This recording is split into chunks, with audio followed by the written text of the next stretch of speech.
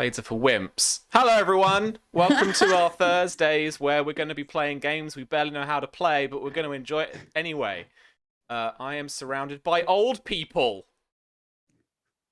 Notice that I'm not in costume. That's such a fucking read.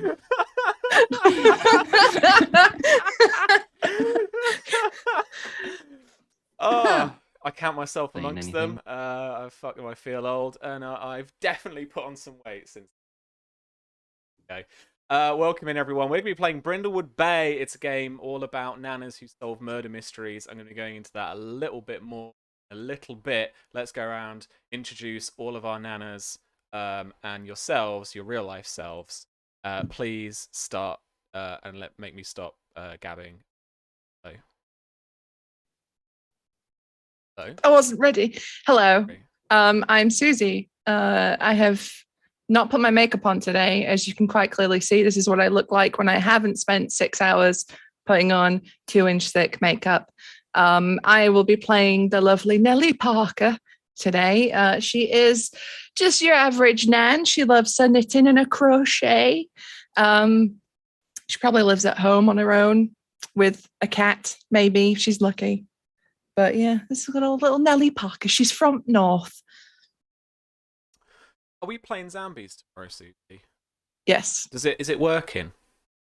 I think so. It goes up today, like in an hour. Ooh, cheeky game afterwards. Oh, Do you like it, sir? Suits you, sir. I'm into that. Yeah, we're going. Yeah. Let's play zombies on your channel tomorrow. Yeah. I will go into the spiel of what we do as well. Sorry, I'm a little bit frazzled tonight. Thank you, Susie. What have you been up to this week?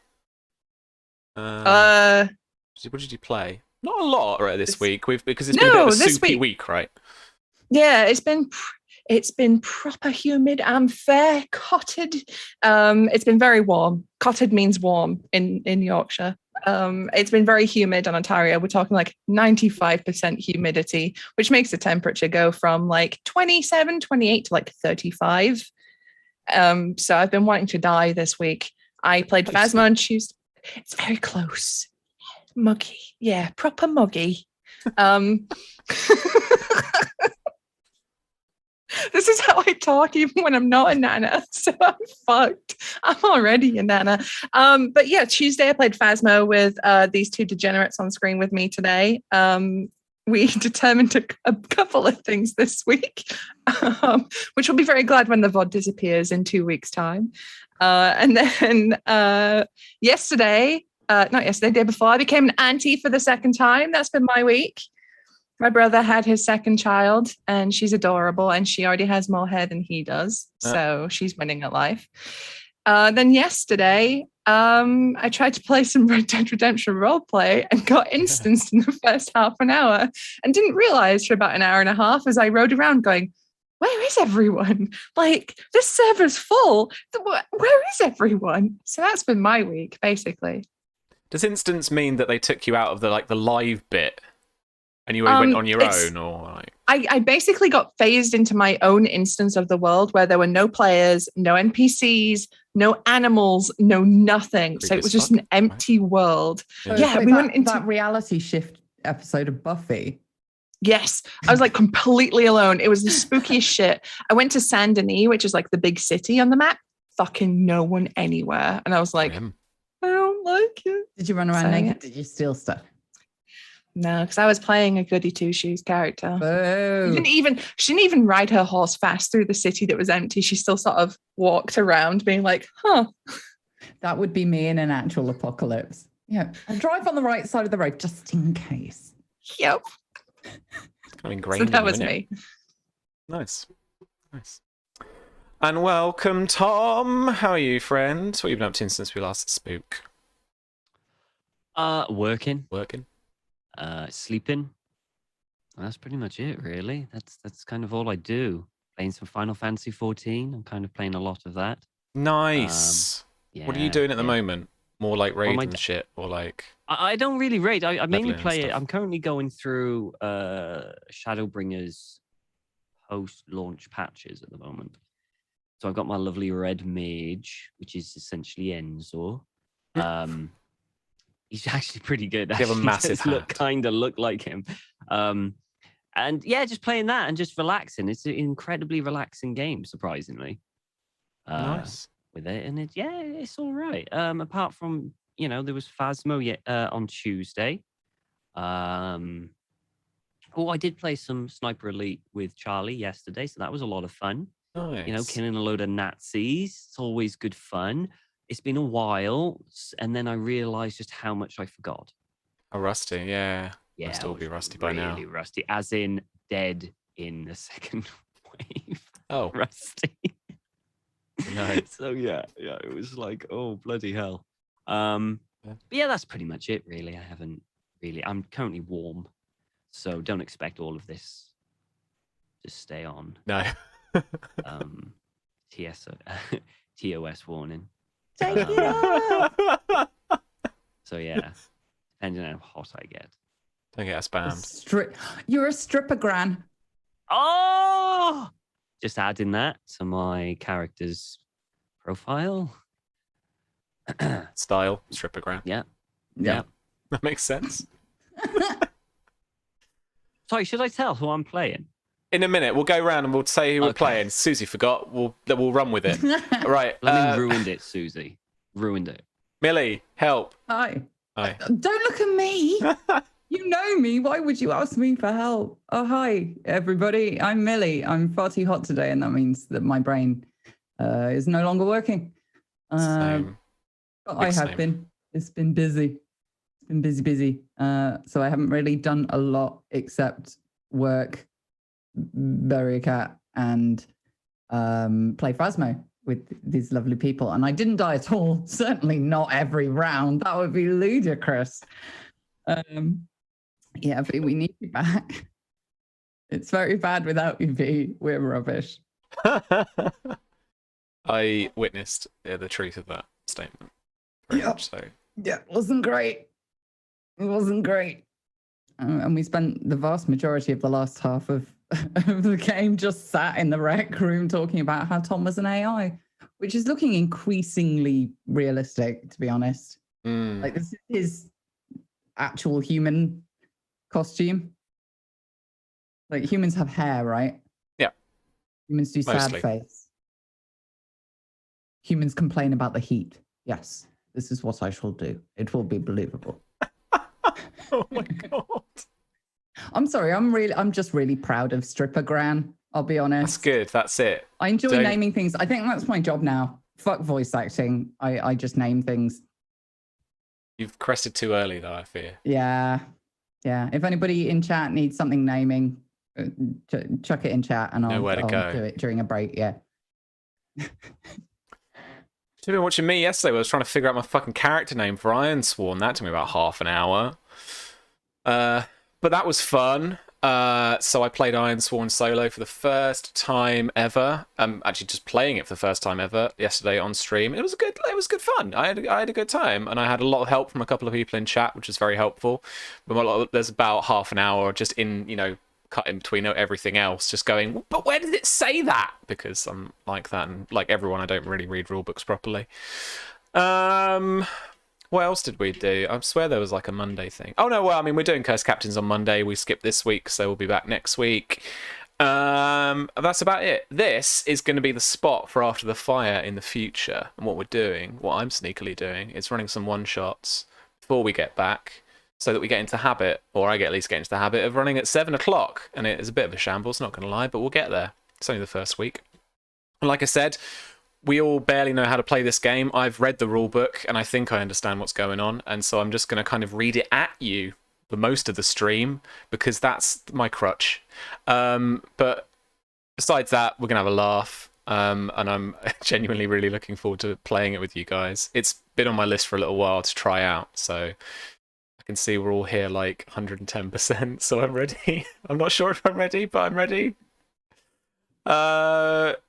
Susie, can you give us a quick little who? No, it actually tells me how I should ask this. No, second, no.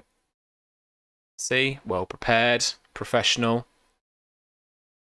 So tell me how to run the game and tell me the thing at the thing. Oh God, it's all happening. Ha. Okay. Would you tell us, please, who your murder maven is? Their name, their style, their cozy activity, and what their maven move is. Okay, so my maven is Nellie Parker. Her style is all of the cardigans, which I would have done today if it was not, as Pope said in chat, Florida weather, because I would have died live on air, which would have been great for our numbers, bad for me. Her cozy activity is knitting and crochet, which getting this on my lap was a mistake because it's a huge blanket. And then her maven move is Dale Cooper, which is, what does that do? I believe, once a session, she gets a spooky dream, a nonsensical spooky dream through to her, which she can channel however she likes. Of course. Did you pick that because I was GMing? No. No, I picked it because I love Twin Peaks. Fair. All right. Tom, who is your murder maven by name, style, cozy activity, and maven move? My murder maven is Deirdre Appletree. Her style is batty. Her cozy activity is collecting antique porno photos. She likes to say it's erotic art, or like antique art. That's what she goes for. Like 70s Polaroids. Okay, yeah. Yeah. Well, earlier than that sometimes, because these are rare, like really rare. Like the first, 19th century kind of stuff. Got like a prize photo from a burlesque. Victorians were. Yeah. Like one of those ones, if it's a group photo, you can run around the back and be at both ends. Yeah. I regret everything. Goodbye. My maven move, right? My maven move is Angus MacGyver. So when I improvise a situation, using whatever is hand, I can ask the other players and the keeper to name 3 objects that I find in the environment. And as long as I can give a plausible explanation for how to use one or more of these objects, it will help me with an action, and I can have an advantage on a single roll of that action. Okay. So like the MacGyver of this, improvising and stuff. So if we've got any like paper clips and blue tack, I'm good. Yeah. All right, that makes sense. Cool. Millie, who is your murder maven by name, style, cozy activity, and maven move? My murder maven is Pearl Remington, and she likes, her style is everything just so. I would be wearing like twin satin pearls, but it's very, very warm. Sam did point out that this is probably very suitable for the game, but these are just my clothes. That's how I roll. Her cozy activity is collecting garden gnomes, which the local youths are always moving about the garden at night, because it must be youths. Must be. They wouldn't move themselves. That would be stupid. And her maven move is Gordon Shumway, which is an interesting collection of sounds. But it basically means she's got a cat, and I can use it to get advantages on rolls. And I thought Sam might enjoy playing a cat. That's fair. Yeah. There is a role play. Well, there are probably a few, but there is definitely a role playing game that I know where you play cats, and it's a bit like Jellicle Cats, and you've got to protect your humans from like weird Magical spirit Kitty things. Save the Day. I've played it. It's awesome. Yeah, it's so much fun. Well, that might be another one then. Yes. Oh, please. All right, we'll give it a look. Not that I'm overly enthused about this. All right, I tell you what. So hang on, we're on page 37. Okay, remember that. That's what we're going to go back to. Brindlewood Bay is a role-playing game about a group of elderly women, members of the local Murder Mavens Mystery Book Club, who frequently find themselves investigating real-life murder mysteries. They become increasingly aware that there are supernatural forces that connect the cases they are working on, and in particular, a cult dedicated to dark and mysterious beings. Brindlewood Bay is a lovely little English town on the south coast, picturesque, if not being a little bit modernised in the centre. A whaling town in the 18th and 19th centuries, it's now largely a tourist spot. Many locals have turned their homes into bed and breakfasts, and the town has antique shops, comfy dining spots, and artists and artisans of all kinds. Guided fishing trips are common. Our Murder Mavens meet is a small mystery book club that has been meeting on the top floor of the local Waterstones with a Costa positioned in it, overlooking the bay. Every Saturday evening for the last 10 years. Fine.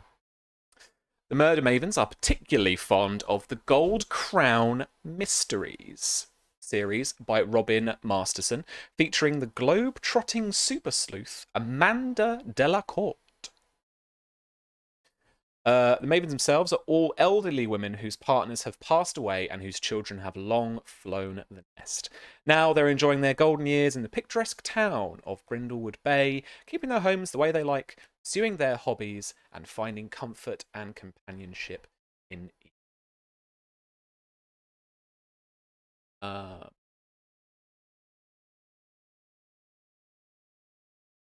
So I would like to start by doing some cozy vignettes. We find our Murder Mavens in Brindlewood Bay this weekend, helping out at the garden fete for the local church library. And I would like to know, for Nelly, what your activity is for the garden fete. Tombola. It's got to be the tombola. Any Yorkshire granny has run a tombola, and that's where Nelly is. So that's the big barrel with like all the tickets inside, right? So it's not like bingo, but it's like you do the thing and then you pick out a ticket. You buy tickets, and and there's like shitty prizes from like a bottle of talcum powder to like maybe a bottle of wine. You know, there's all sorts of different prizes. You laugh, but I legitimately, as a kid, went to a tombola where a bottle of talcum powder was one of the prizes. You don't have to tell me twice. My grandma in Norfolk, I've been to a few of these. Why do you think I started this? No, I know exactly what you're talking about. Okay. The prize, though, the big grand prize is a knitted doll that Nelly has made. And it looks a little bit off. Bit weird. Follows you around the room. Yeah, just a little bit, weird.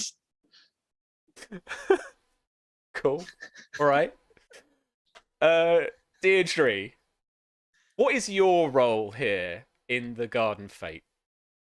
I have set up quite a lovely kind of like photograph kind of booth thing that shares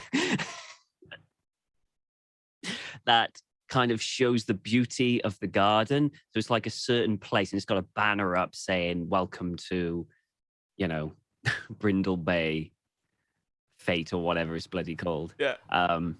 And you know, like like I take photos of people who want to have photos taken. You know. How many pornographic photos are in amongst the town telling. Photos? That would be telling. Is there a secret prize for naming the number? I think the number of tits on the board. How many tits are on this board? I think you've got the wrong idea. It's an odd number. Here. She's only interested in antique. Taking a photo of a pair of tits like now, it's just not. There isn't history to it, you know. You know those fisheye lens. You know those wooden cutouts that people stick their faces through. Yes. That is what you're manning, isn't it? 100%. That is lush. Yeah. Okay. That's it. Yeah. And then they're pinned on the board. Yeah. Okay. And I've got like one of those really old frigging antique cameras that I use. Just doesn't work half the time. Yeah. It doesn't work, so I can bang it and kind of like have them stand there for about 10 minutes while I do it. Okay. Pearl, what is your role here at the Garden Fete? I think Pearl would be in charge of something to do with rules and regulations, to do with the sort of jam You've got the making clipboard. contests and cake. Yeah, but I'm not a taster. I would be one of those people going around making sure that like none of the vegetables are irregularly shaped, that sort of thing. She's the health and safety. Yeah, I'm making sure everything conforms to regulations, and there are a lot of them. Okay. None of which have been sent out to the participants in advance because they should know. Okay, how do we find Pearl as a couple of uniformed officers and a suited gentleman walk up to her, chastising someone for the shape of their gourds? Yeah, there's a cucumber that I am giving a very stern look to.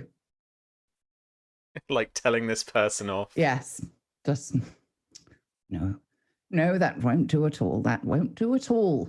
You should know better than bringing things like that in here. No, but nobody said that there is this length We issue. shouldn't have to say. You can see perfectly well what it looks like. Just I'll 'cause just it's take got a a little knobbly doily end. and just place it over the thing.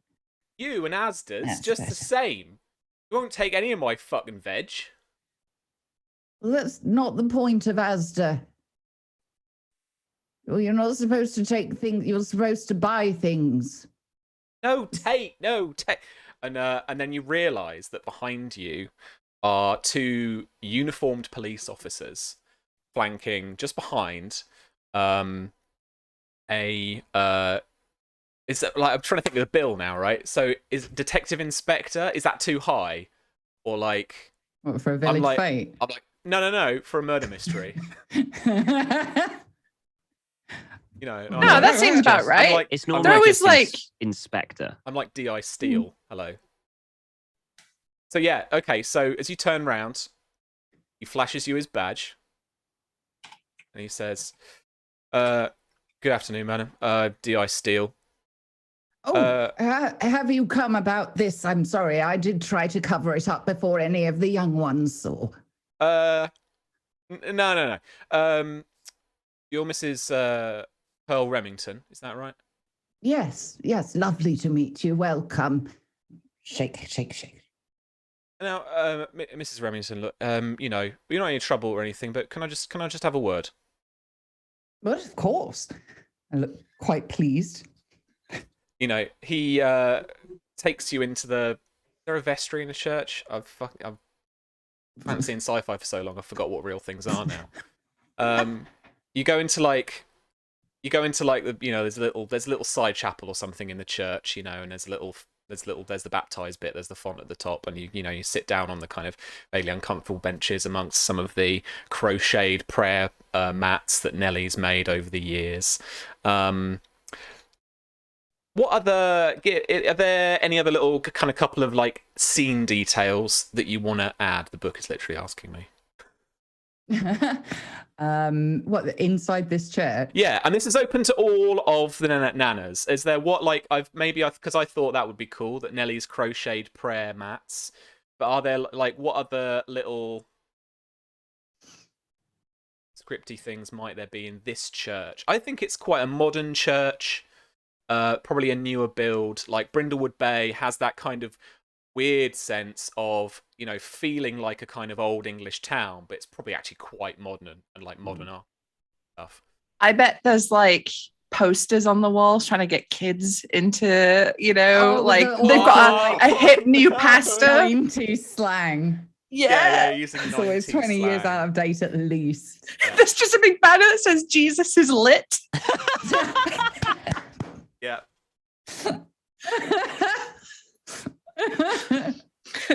Dab on Satan, you know, that kind of stuff. That's perfect. And like maybe Deirdre's done some flower arranging. And again, that's a bit lewd. Like there's just bits of it that are a bit. It's like there's like one Suspect. giant kind of like, it's kind of like there's one giant kind of like flowers that is blooming, and you've got two small bushes on either Beautiful. side. Yeah. Beautiful. All right. So D.I. Steele sits you down, and the officers kind of stand just a bit further apart, just kind of keeping you folks kind kind of to have a private chat. And he says, with a sigh, Mrs. Remington, it's unfortunate for me to say that there has been a murder in the town. And I come to you now just for a bit of information. Information about a murder? And only now you notice that he's actually got his notepad out and a pencil ready to go. Mm-hmm. I immediately whip one out of my purse just in case I'm expected to take notes. Yeah, he's got some notes already in his, so he's going to be like reading off some stuff. Mrs. Remington, you know Sanjeev's garage down on South Street? Oh, is that the new one with all the people in the window, that picture thing? One that put the corner shop out of business. Possibly. It's more of an MOT and, repair place. But I don't get involved in the, local business thing. Anyway, well, unfortunately, Sanjeev, the proprietor, was found dead on Thursday night. Ooh, scribble. Yeah. Anyway, Found by who? Where? What? Well, Mrs. Ramsey, see, that's what I've come to talk to you about, because it appears that a garden gnome that has been partially broken at the crime scene appears to have been identified as coming out of your garden due to its peculiar description. Until you say that last bit, I look genuinely more upset about the garden gnome getting broken than the person dying. Susie, what is particularly weird about this garden gnome? Ooh, I think maybe it's like a factory defect one, and it has like a face on the back of its head as well as the front. Oh no! That's good. Oh. That's good.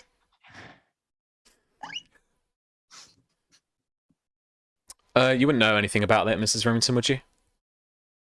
Well, I know all sorts of gnomes, and the local youths are constantly turning up at my garden unannounced in the middle of the night and moving them around. They seem to think they're very funny. You ever seen any of these youths? Well, no, but it takes me a while to get to the door, doesn't it? Very stealthy. They wear the hoodies.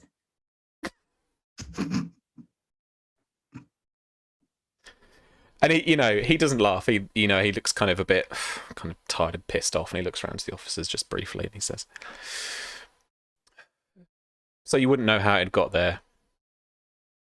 Well, no, I assume somebody would pick it up and carry it. Flicks over a page on his notebook. Are you a customer of, or at least a previous customer of Sanjeev's? Of a garage? No, of the garage. No, I prefer to walk. Okay. Do you know the family at all? No, I don't tend to get out a huge amount apart from to see my friends. Very well. Is this a problem? Am No. I supposed to know them? No. Just when I wanted to speak to you, obviously, because of the evidence at the scene. Well. This what we're calling evidence? I don't. There might be some houses along the road who've got that with the wall camera things. Yeah, we're pursuing. I was looking into it, and they're terribly expensive. Yeah. We're pursuing several avenues of investigation, madam. That's what we do with the police. Thank you for your time. It's been very useful. He gets up and, in like typical trophy fashion, goes to leave, and then before he does, he pauses. He turns around and he says, "Oh, Mrs. Remington, Don't leave town for the next week or so. And he walks off. I don't have a car. I already told you. Trying to get a bus around here. I don't leave town. We're the police. Deirdre and Nelly, around. with Pearl gone, you wonder where she might have got. She's been, she got taken in the church by like 3 police officers. Which of you knows D.I. Steele from previous investigations?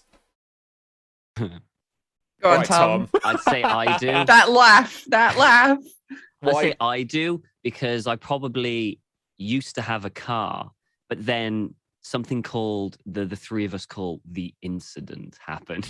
And I got my Okay. license taken, and then probably the one who took it and told me. Yeah. Okay. All right. Never speak of what happened. All right. Well, you definitely notice D.I. Steele take Pearl into the church. You notice him leaving with the 2 police officers behind him.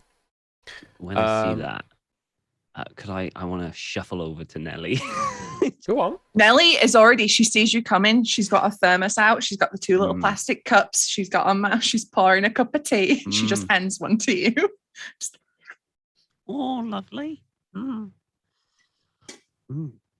Here. Did you see that? Did you see that handsome Steele go in the church with Pearl? I did, eh? What's she up to now? Oh, I don't know. I didn't realise she had a naughty side to her. Really? Fuck.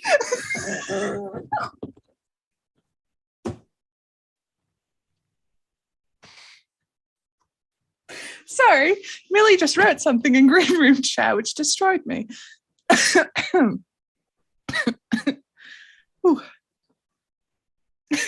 Sam just read it. I don't know what you're all talking about. That's what you call the chairs in a church. With my webcam. Fuck. We should actually play this, right? People are watching. Yeah, we should play this game. All right. Right. Yeah. At this point, it's meant to be the investigation. Right, hang on.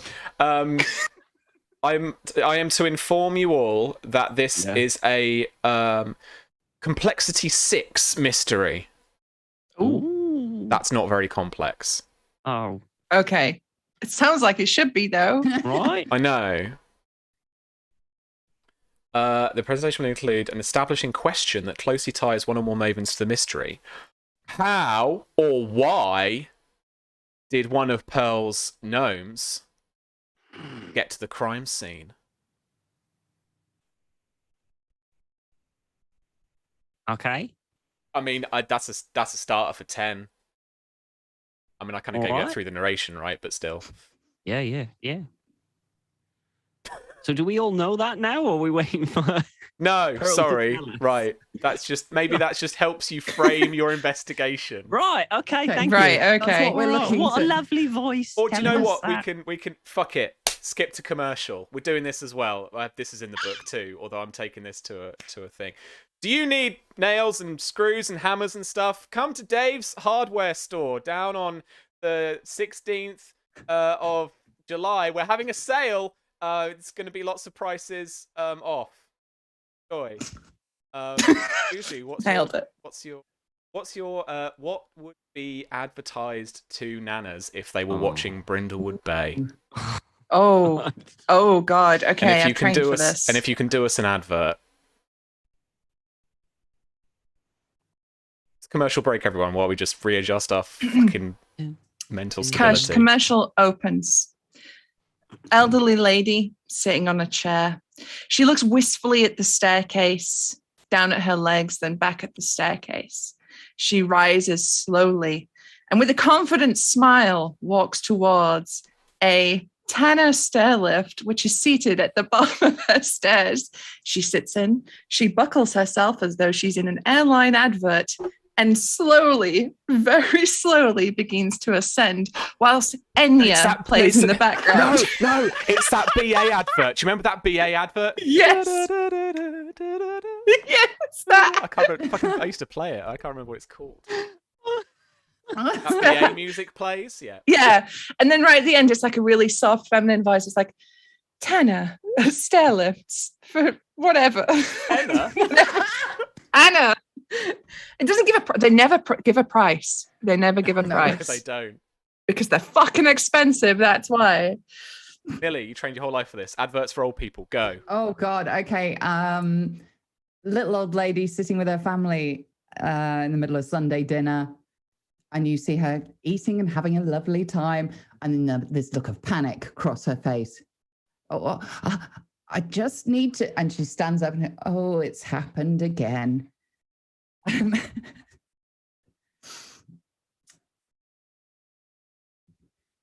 then a voiceover, does this happen to you?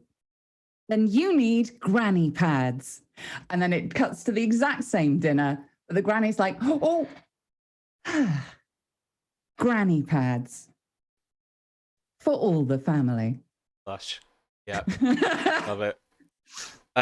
Tom, you're to follow. I'm to follow that? Yeah. I've got one to round it off, but yeah. Okay. Yeah.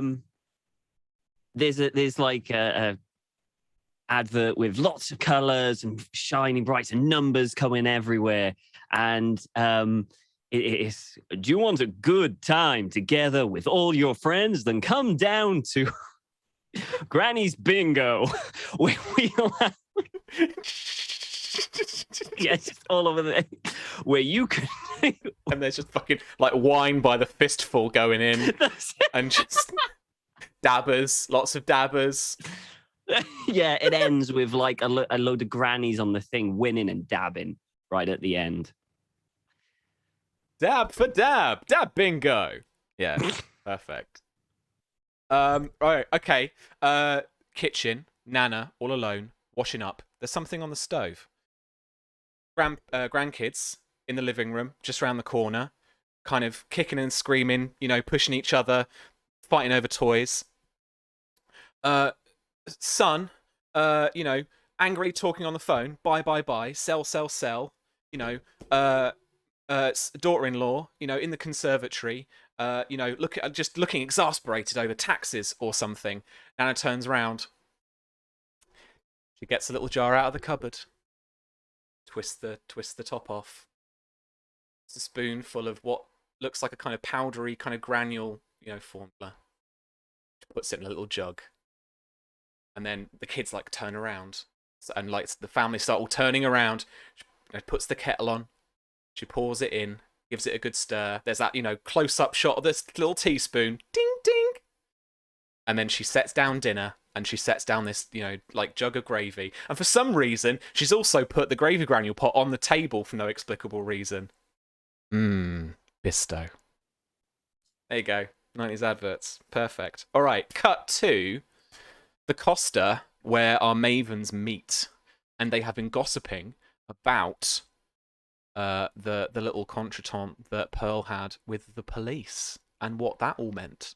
So yes, you do know what the deal is. What is your tea or coffee order in this Costa? Ooh. Nice. Black Earl Grey. Black Earl Grey. Nice. Squeeze of lemon if they have it, which they don't. They never do. No. You always ask. Can't get fresh lemons these days. I keep asking and they won't get them. Nellie's is proper builder's tea. I want to see that spoon stand up. It's probably 4 sachets of sugar into off the table. Yeah. Deirdre's is slightly a bit more hip and more, she gets it from, they have to order in from the internet for her. And she has about 5 What sugars. do you fucking go to? Hey, I'm special. I know the person behind. All I right. bring my Pictures own. of all I their bring my granddads. own tea in, and I use it in the teapot that they give, and then that's how I do it. All right. Cool. All right. Well, okay. Feel free to kick off your discussion and then let's figure out how you want to investigate.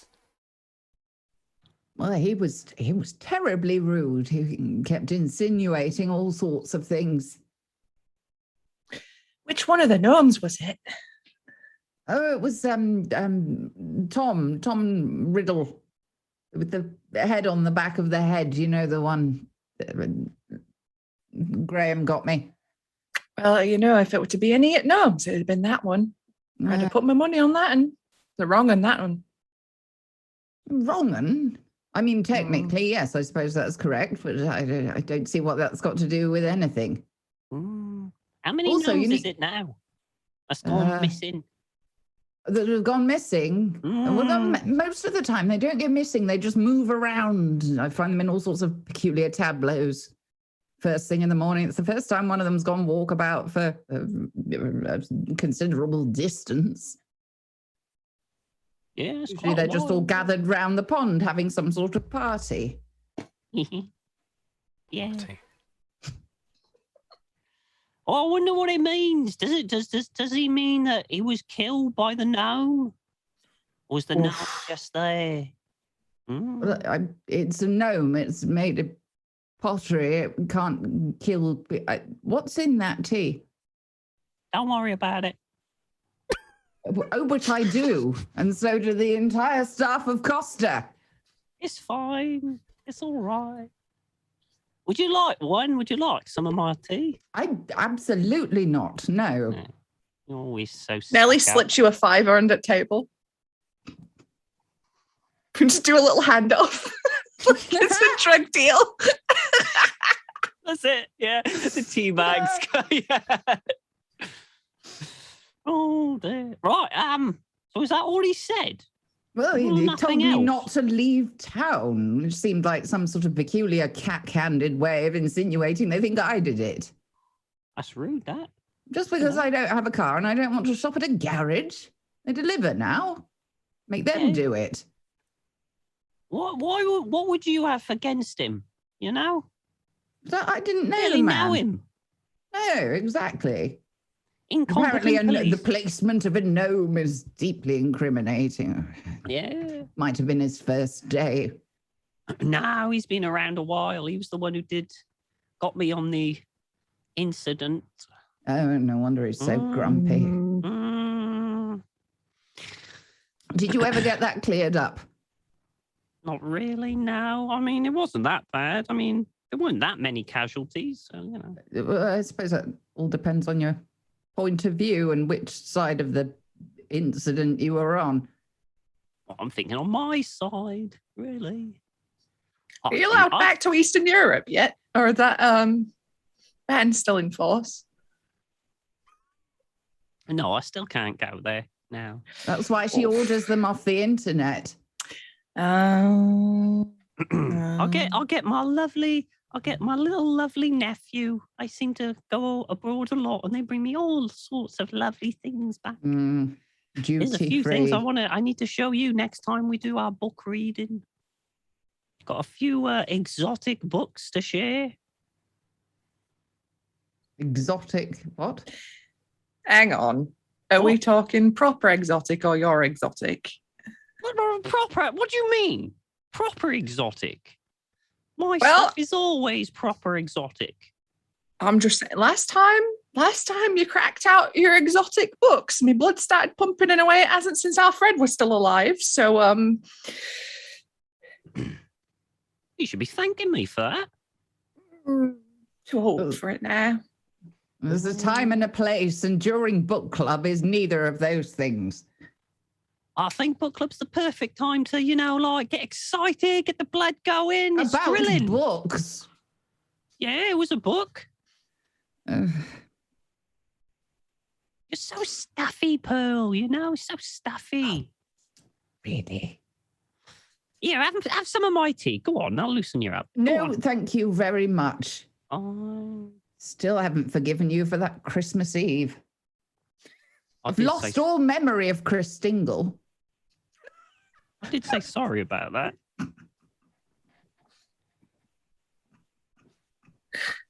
So anyway. Apparently someone was murdered. Apparently so.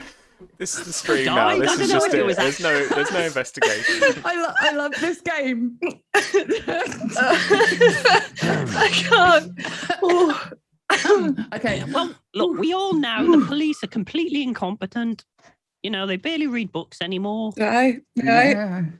He was scribbling things down. It was probably just playing hangman or something. I mean, what we need to think more is like, what if there's more people that are going to be murdered? What if it's a killing spree? I mean, losing the person who works in the garage, that's not a big deal, you know, but what if it starts coming down to the Costa? Oh. That can have serious consequences. But there's only one barista here that can make me tea proper. Oh, Southerners don't know what a good cup of tea is. no. Do you remember when she went on holiday? Oh, that other don't. Oh, I can't. Didn't think I'd ever recover. No. Try to 8 make me a hours in the hot toilet. chocolate with that fancy sauce on it and something to do with Black Forest. No. Far too fancy. Mm-hmm. So, to get back on topic, because we'll want to natter and nanas. Oh, With a yes. topic. Sorry. Oh. That was Susie coming through then. If they're after you, Pearl, for your gnome, it means there's got bugger all else at the scene. So we should swing by your garden, see if there's out different. Ooh. I think that's a I very think- good idea, yes. Maybe I should take pictures of them or something so we've got evidence. I can do that. I got my camera. A new roll of film, if you would, because Yeah. we don't want to be handing over evidence and there's all sorts of other things. And Nellie reaches into her extremely large handbag, which is obviously, it's just like a knitting bag that she just carries around with her. And she starts pulling out balls of yarn and just like puts them on the table. And she digs around and she finds like an iPhone 1. She's like, my grandson got me this, said he's going to send me some pictures and I can take pictures with it. So let's. No, you can't. I can. And she manages to open it eventually and pulls up a selfie she took where it's like at this angle. Ugh. You don't want to go messing with that modern nonsense. You can't even. You take a film camera down to the boots and they'll print it out for you. You can't frame that.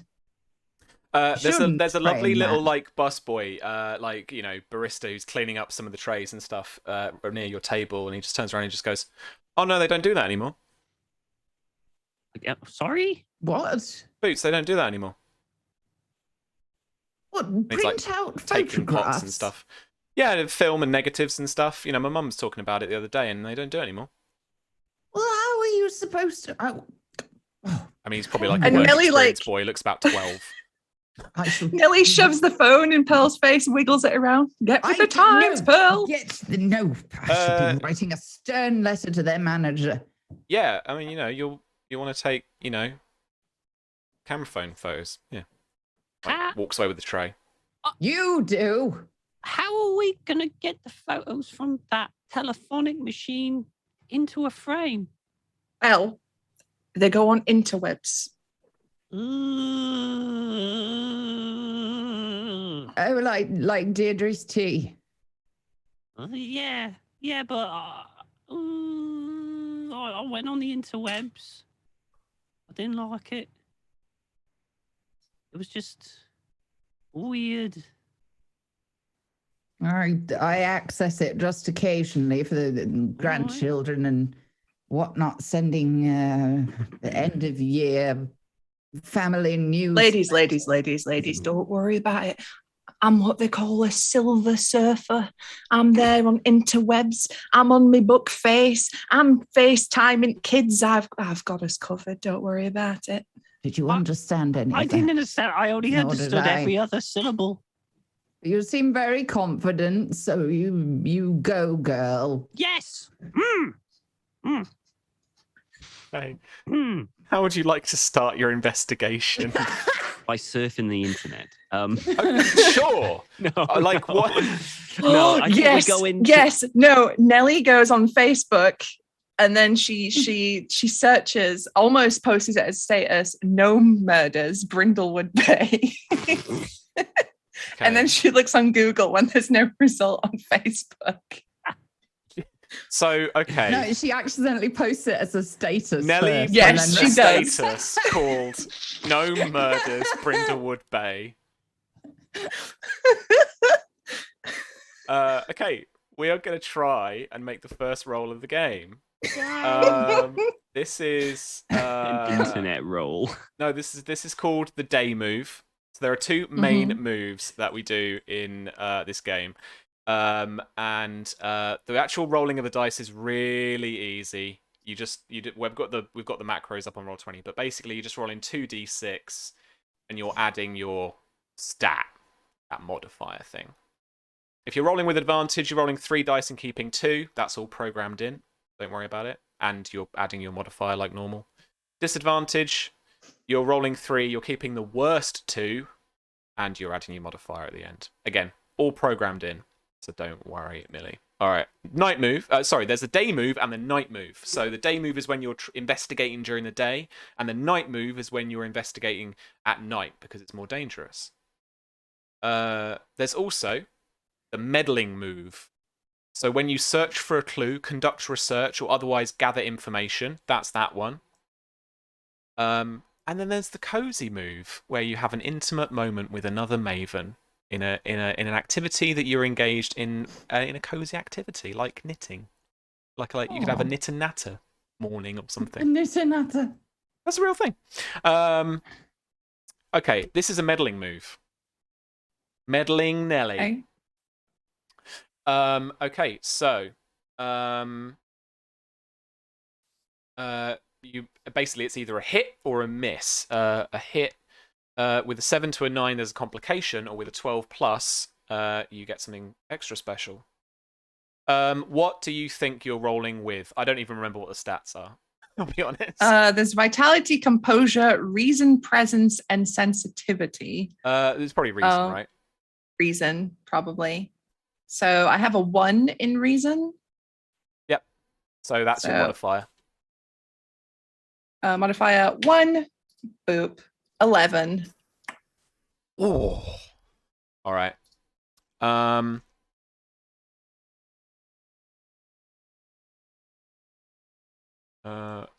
Check in something that you can do as well.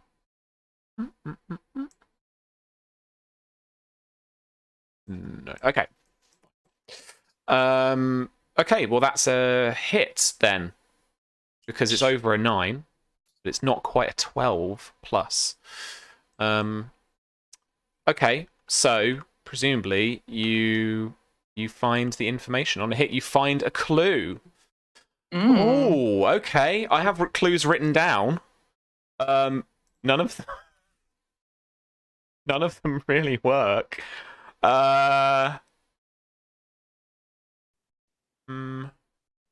Okay, you Google and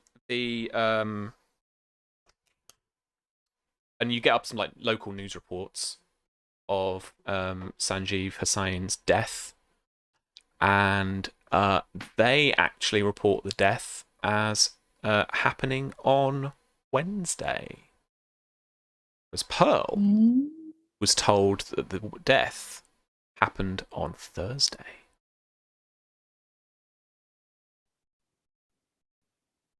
And she turns the screen and it's blown up. So there's like 3 words on the screen at once because she hasn't got her specs on. Oh shit, my specs. Hang on. There we go. Oh. And she shows it to the others. Well, that's most peculiar. The bloody paper's always getting the details wrong. Or was it the detective that got it wrong? I wouldn't put it past him. He seemed very odd. Here, Pearl. When was the last time you noticed that little gnome missing? Would Was I Would I remember that, Sam? Let's say that you don't remember when you last saw that gnome. Memory isn't as good as it used to There are so many of them, and they're constantly moving around. It's like trying to count fish in a pond. All right. All right.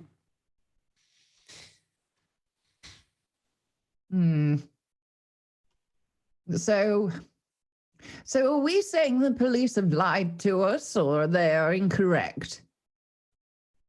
I don't know. It could be that the newspapers got it wrong. Or they deliberately said a different day to try and catch you. How? That doesn't make any sense. I don't know. Like they said, oh, he died on Thursday, and then you go, well, hang on a minute. No, actually, it was Wednesday. Check your facts, and then you were like, ha ha, got you.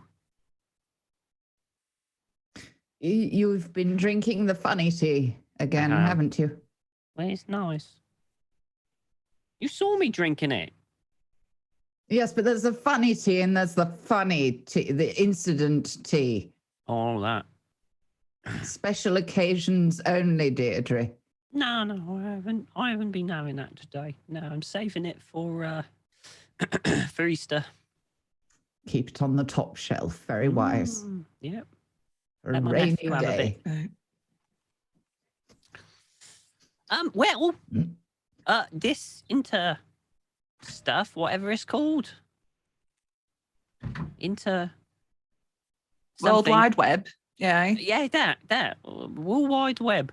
It was all right. It got us a little, it was okay. I think we should investigate your garden now, Pearl.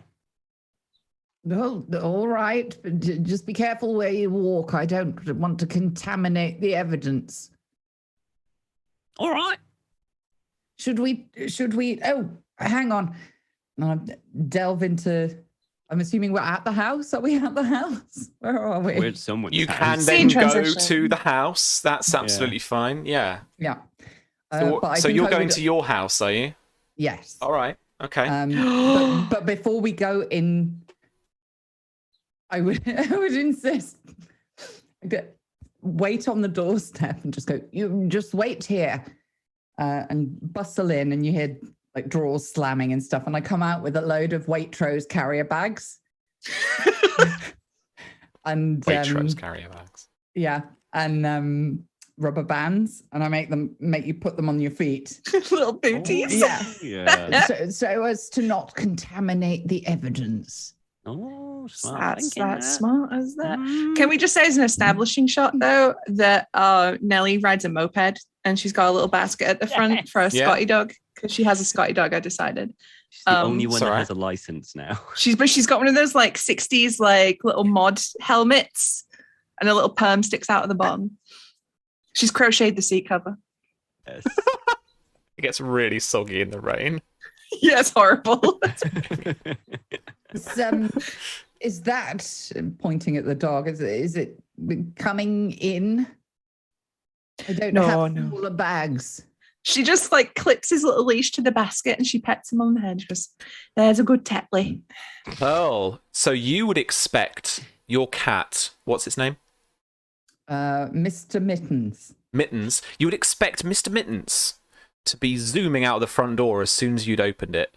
You would doubly expect it to be having a kind of cat standoff with Tetley, as Tetley is here and Mr. Mittens is not fond of other animals. But he is surprisingly absent.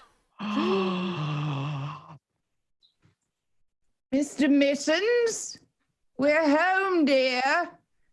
Toddle in, looking in all the cupboards and in all the doors. And you hear like a from the top of the stairs, and he rushes down the stairs and like under one of the kitchen cabinets where like the like under the raily bit has kind of like fallen down a bit. Like he's gone under the kitchen sink. Yeah. There you are, you little tinker. How are you? And he does that weird cat thing where he's like, oh, it's now suddenly a completely different situation. And I'm like, whatever, rub. Like, oh, okay. Nothing happened. That's fine. But then, 3 of you hear the creak, creak, creak upstairs of footprints. Knit needles straight out of the bag. Yeah, I want to grab something heavy. I pick up a gnome. So there was a gnome with some super glue and like some, a few kind of broken parts. It's fallen down or something off the wall that Pearl was fixing, maybe yesterday. And so you pick up that gnome. It's got a rather sharp little edge where its hat would have been. Pearl, anything you want to be doing? I will pick up the cat in one arm and a bread knife in the other one. No.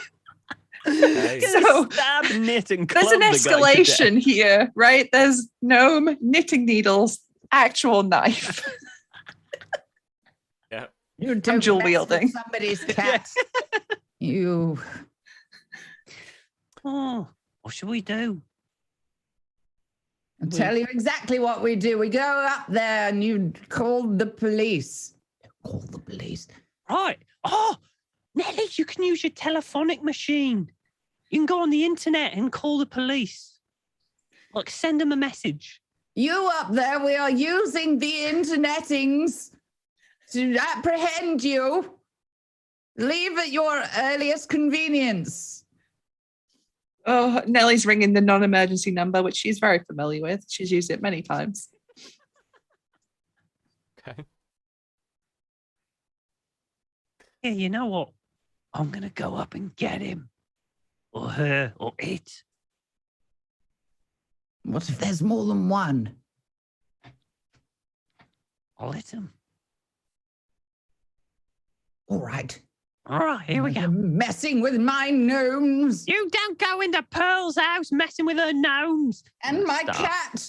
Going upstairs, ready with the thing. Yeah.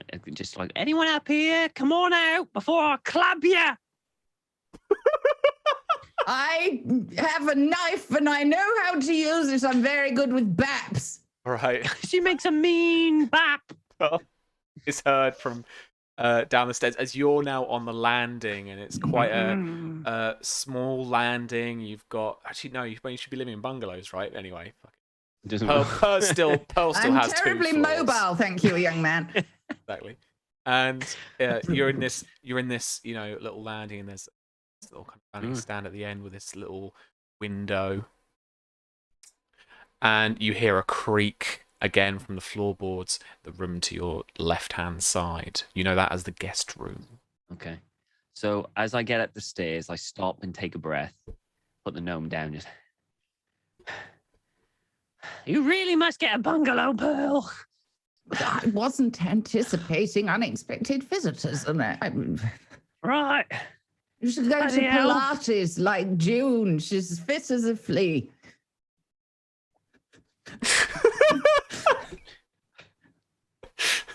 Right. Here. Pearl, you haven't got any guests, have you? Because I think they're in there. Oh, You remember any guests before I club them? I don't think so. All right. Maybe. No, probably not. No, all right. And I knock the door. I go, oh, yeah, I know you're in there. Come on out. As you open the door, we see a shot of you coming towards the camera, Yeah. and behind you, a cloaked, shadowy figure with their own little dirk coming towards you, and then you burst through into the guest bedroom, and they dive out of the window. Open the window and dive out of it on the landing, and you hear that like, and the window goes crunch up. It's one of those compensation trying to get us. We saw on the crime show. Oi! We don't want any of it. I look out the window. All right. I guess let's make a day move. Let's do something risky or face something you fear. Let's Right, see what yeah. happens. That narration might not have happened. I don't know. Let's see what happens. So, What what do I you- do? What stats have you got again? I've got vitality, composure, reason, presence, and sensitivity. Okay. No. What stat do you think you want to roll with? Just based on what those words conjure up to you and what they mean. Probably maybe composure.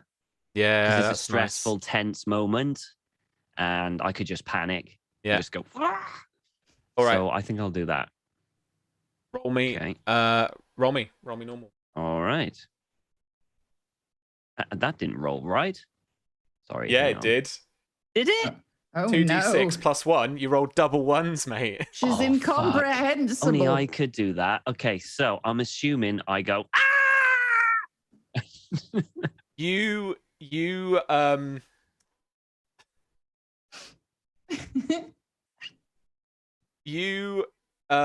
so instead what happens is you burst into the room, you go like trying to, scare who's ever in there, and then you hear the window go and you turn and actually you really scared go as you see this cloaked figure that you can't see the face of with they've got a little dagger, and then they dive out of the window. But you then run out of the door, tumble down the stairs, Oh, no. and I'm going to give you the condition rolled ankle. Yes. Oh, no. Rolled ankle. Okay. We cut to commercial break, and the fucking Stanner Stairlift advert's on again.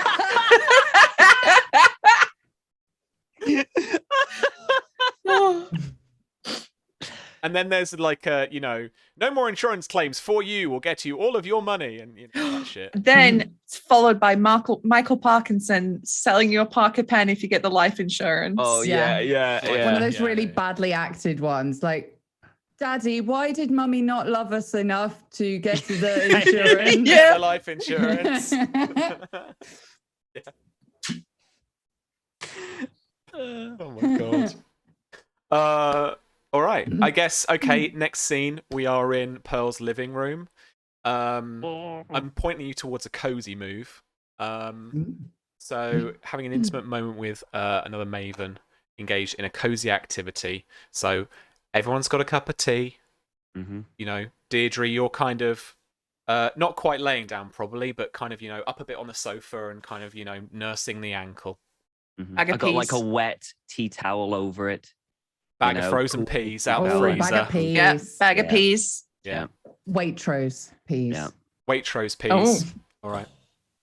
Got the fancy. Um, Not even using the Tesco peas for this. It's the Waitrose peas. Yeah. What granny? Just like What me. what granny ornaments does Pearl have in her front room?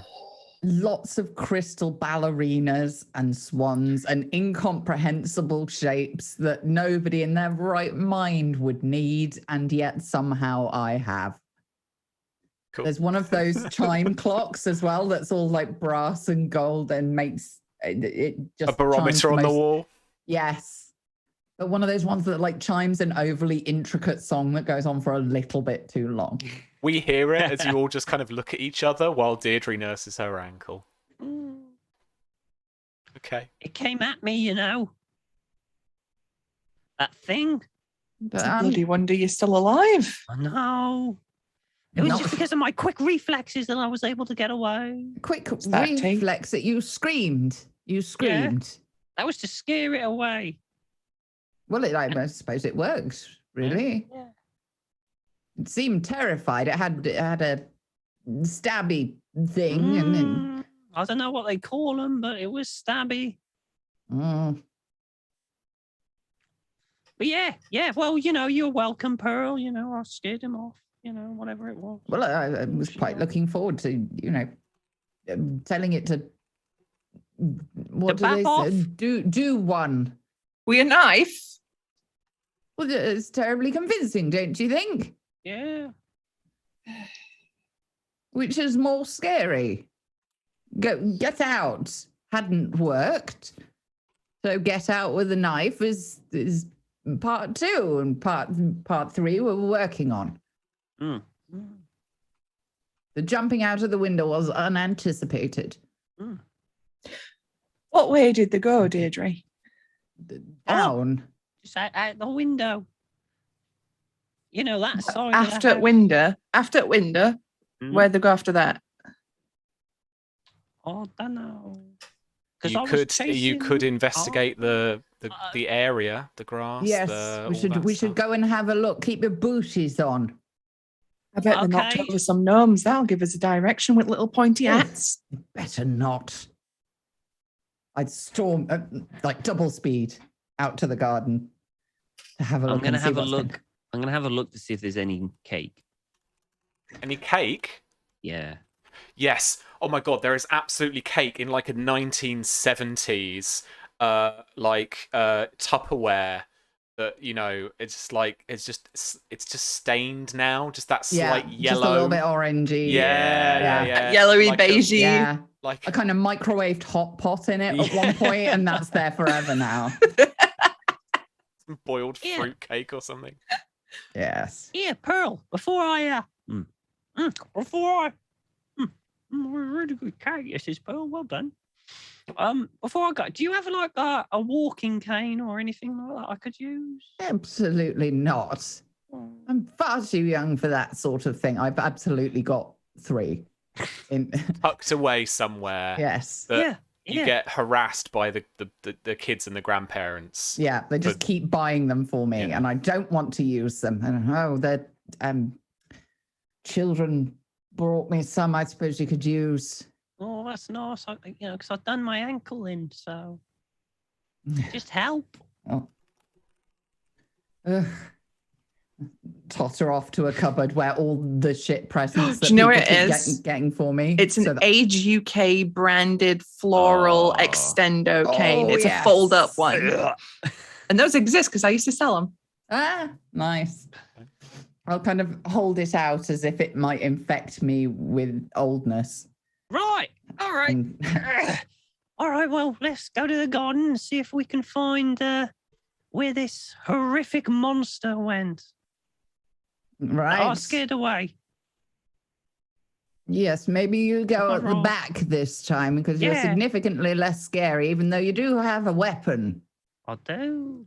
Can I keep the An gnome in my extendable bag? one. I've kept the gnome in my bag, by the way. Okay.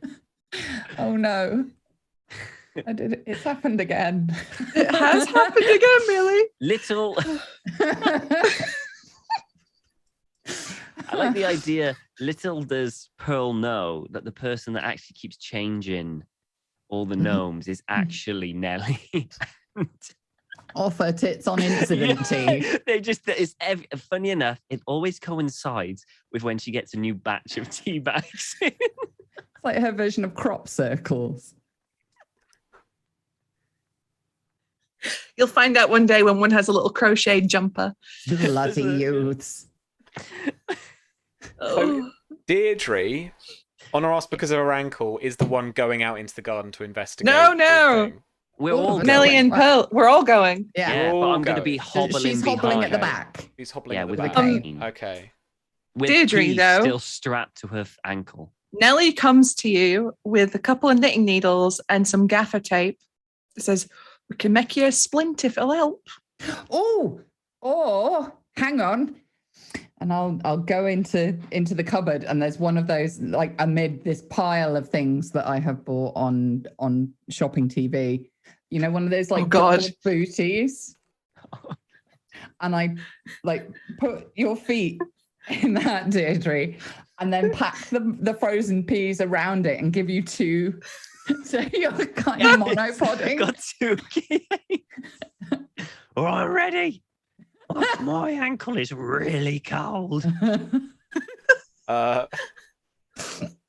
So hint for All you right. all, I did St. John's ambulance. Be right.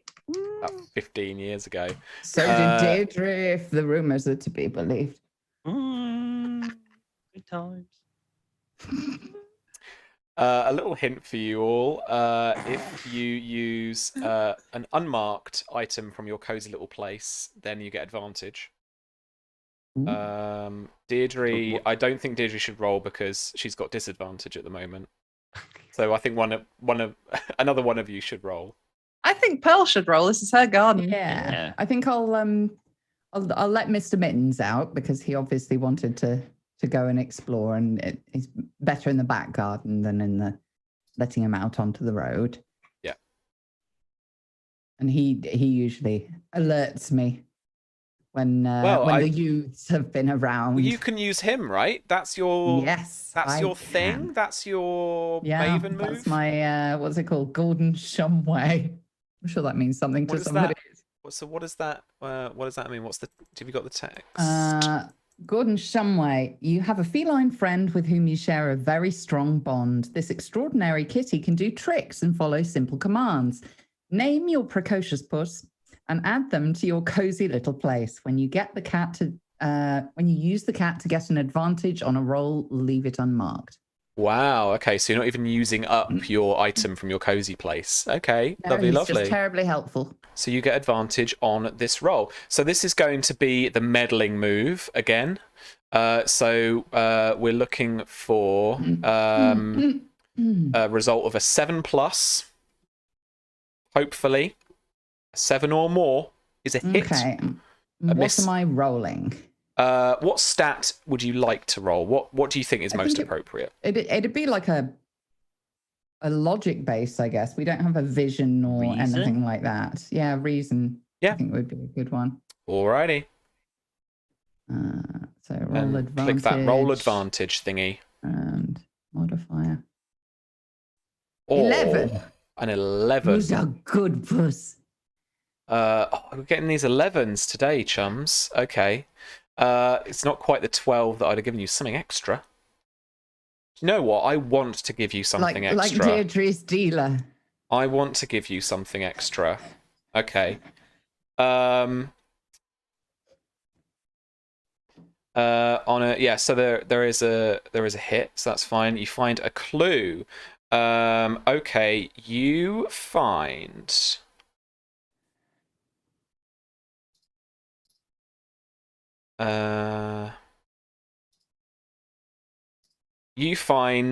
a footprint of quite a small shoe size.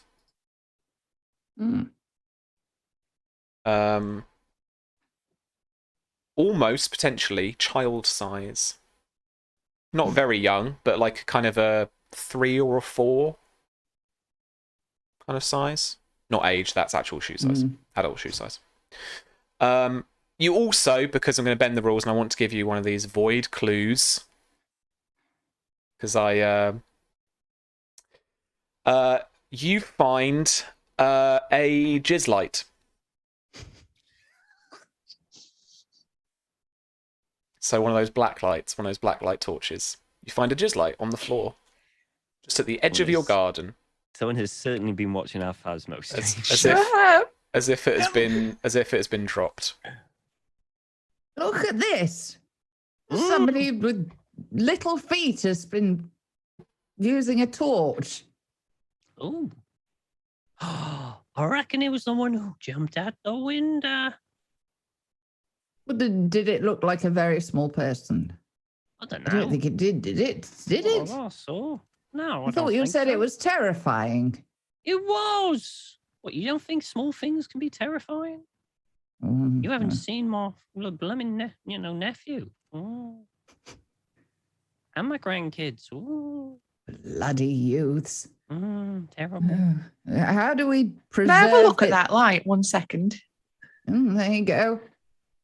Nelly turns it on, looks down the barrel at it, blinds herself for a minute. Cataracts. Very purple, like oof. Yeah. And then does on her own hand, she's, I've seen these before on telly, that on forensic shows, for the blood and assorted bodily. Yeah, so they see all you're spatter. Touching it, Nelly, you're touching it. Ew. Well, light's all right. It's the stuff it shines the light at that's like if I went round your house with this. Yeah, don't. Yeah. I won't want to sit on couch anymore, I don't think. But what were they using it for in your house, Pearl? Oh, Pearl, what have you been doing? Well, absolutely nothing at all. Don't be disgusting. You won't mind then if I go in and have a look, will you? Well, feel free. Check the guest bedroom. There may be a significant amount of cat vomit remnants. I do try to get it up with the spray, but it is my back. There's only so much you can do. Oh no! Should we preserve this for evidence? What do they do? Plaster? We could. When we put in plaster of Paris in the footprint for evidence, you could. Oh no, Nelly! You can use your telephonic machine to take a photo. Hold on. And she's fucking around trying to get the camera up. Takes another selfie right up her nostrils before she manages to flip the camera and take a picture. It's blurry, so she has to take another. Hang on. Just ends up, oh fuck this, and turns it round and points the screen at the ground and just tries to jam the take a photo button. Yeah. Before the last one, I put in a Werther's original for scale.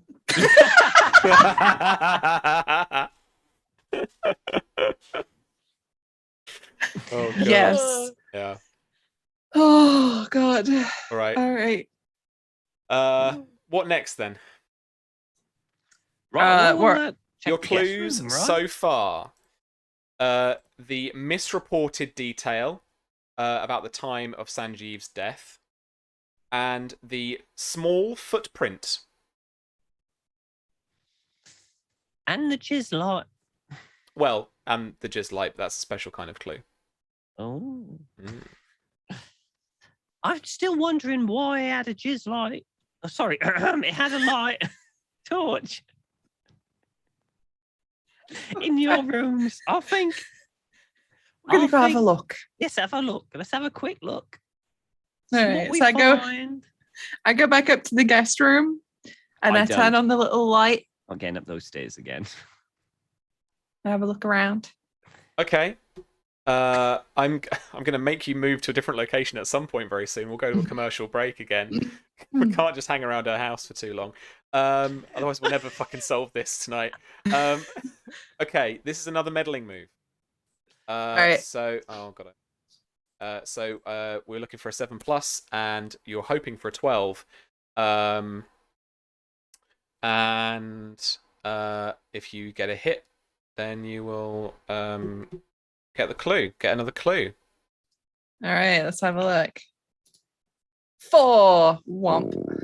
Okay, then there is a miss. So you have a good scan of the room. There is some quite questionable mold behind the bed. So obviously not cleaning very well. But there are no other strange stains. No other strange stains. Anyway. All right. So I lose 1 star on TripAdvisor, is what you're saying. Are you running a Airbnb off your back room? Absolutely not. No. No one's allowed in this house. I bet she's still got fucking plastic on the sofas. Oh, yeah. Yeah, everything is cream in this house, and it is immaculate. God. And all the magazines are perfectly placed. Yeah. All right, ladies. So we haven't found out in the room, but if we follow the path of that footprint, maybe it'll take us somewhere. Well, sounds do you fancy a ride? Maybe we could use the torch to. I mean, I do like your little. What do you call it? Betsy. Betsy. I do like riding Betsy. I want all Betsy. 3 of us to squeeze on there. Like Nellie's driving. Pearl's probably in her lap because she probably weighs nothing, holding the cat, and then Deirdre's on the back with her foot sticking out. Yeah, sticking out like that. Just 3 old bits on a little fucking Vespa. Yeah. Oh no, the cat's in a little one of those wicker basket things. Squeeze next to Telly. Oh, 100%. All right, this is going to be a cross country, ladies. This is in the woods. This is going through. God. Are you taking your little moped? Yeah, like through the woods. As far as we can get it. All right. We are off-roading it. Nelly, I would like you to roll me the day move, please, as you do something risky here. Oh my god! Okay, you want a 7+ on a hit, but you definitely want to get a 10. or more. Okay, so can I argue that I'm using composure for this? As I've got to concentrate my hardest. Sure Thank thing. fuck, that's what I've got the biggest in. All right. And before Vesper crash kills 3. 6. Oh god! Right in the. Okay, yeah, your Right in the bush. your little moped crashes. Oh, All is of it because you, Deirdre's side saddle because she's still got her foot in the boot and it's weighing it? all of you are okay as you brush yourselves off, have a little look around. But the Vesper, No. Little Betsy. Oh, a moment's silence for Betsy. Betsy's not looking good. Even I would have worse, taken her to Shanjeev's, but Oh yeah. Can There's you a- take it to the garage? there is a glug glug glug out of the fuel tank, and then spontaneously up it goes. I don't think Sanjeev can fix that. That's a commercial break. Perfect moment.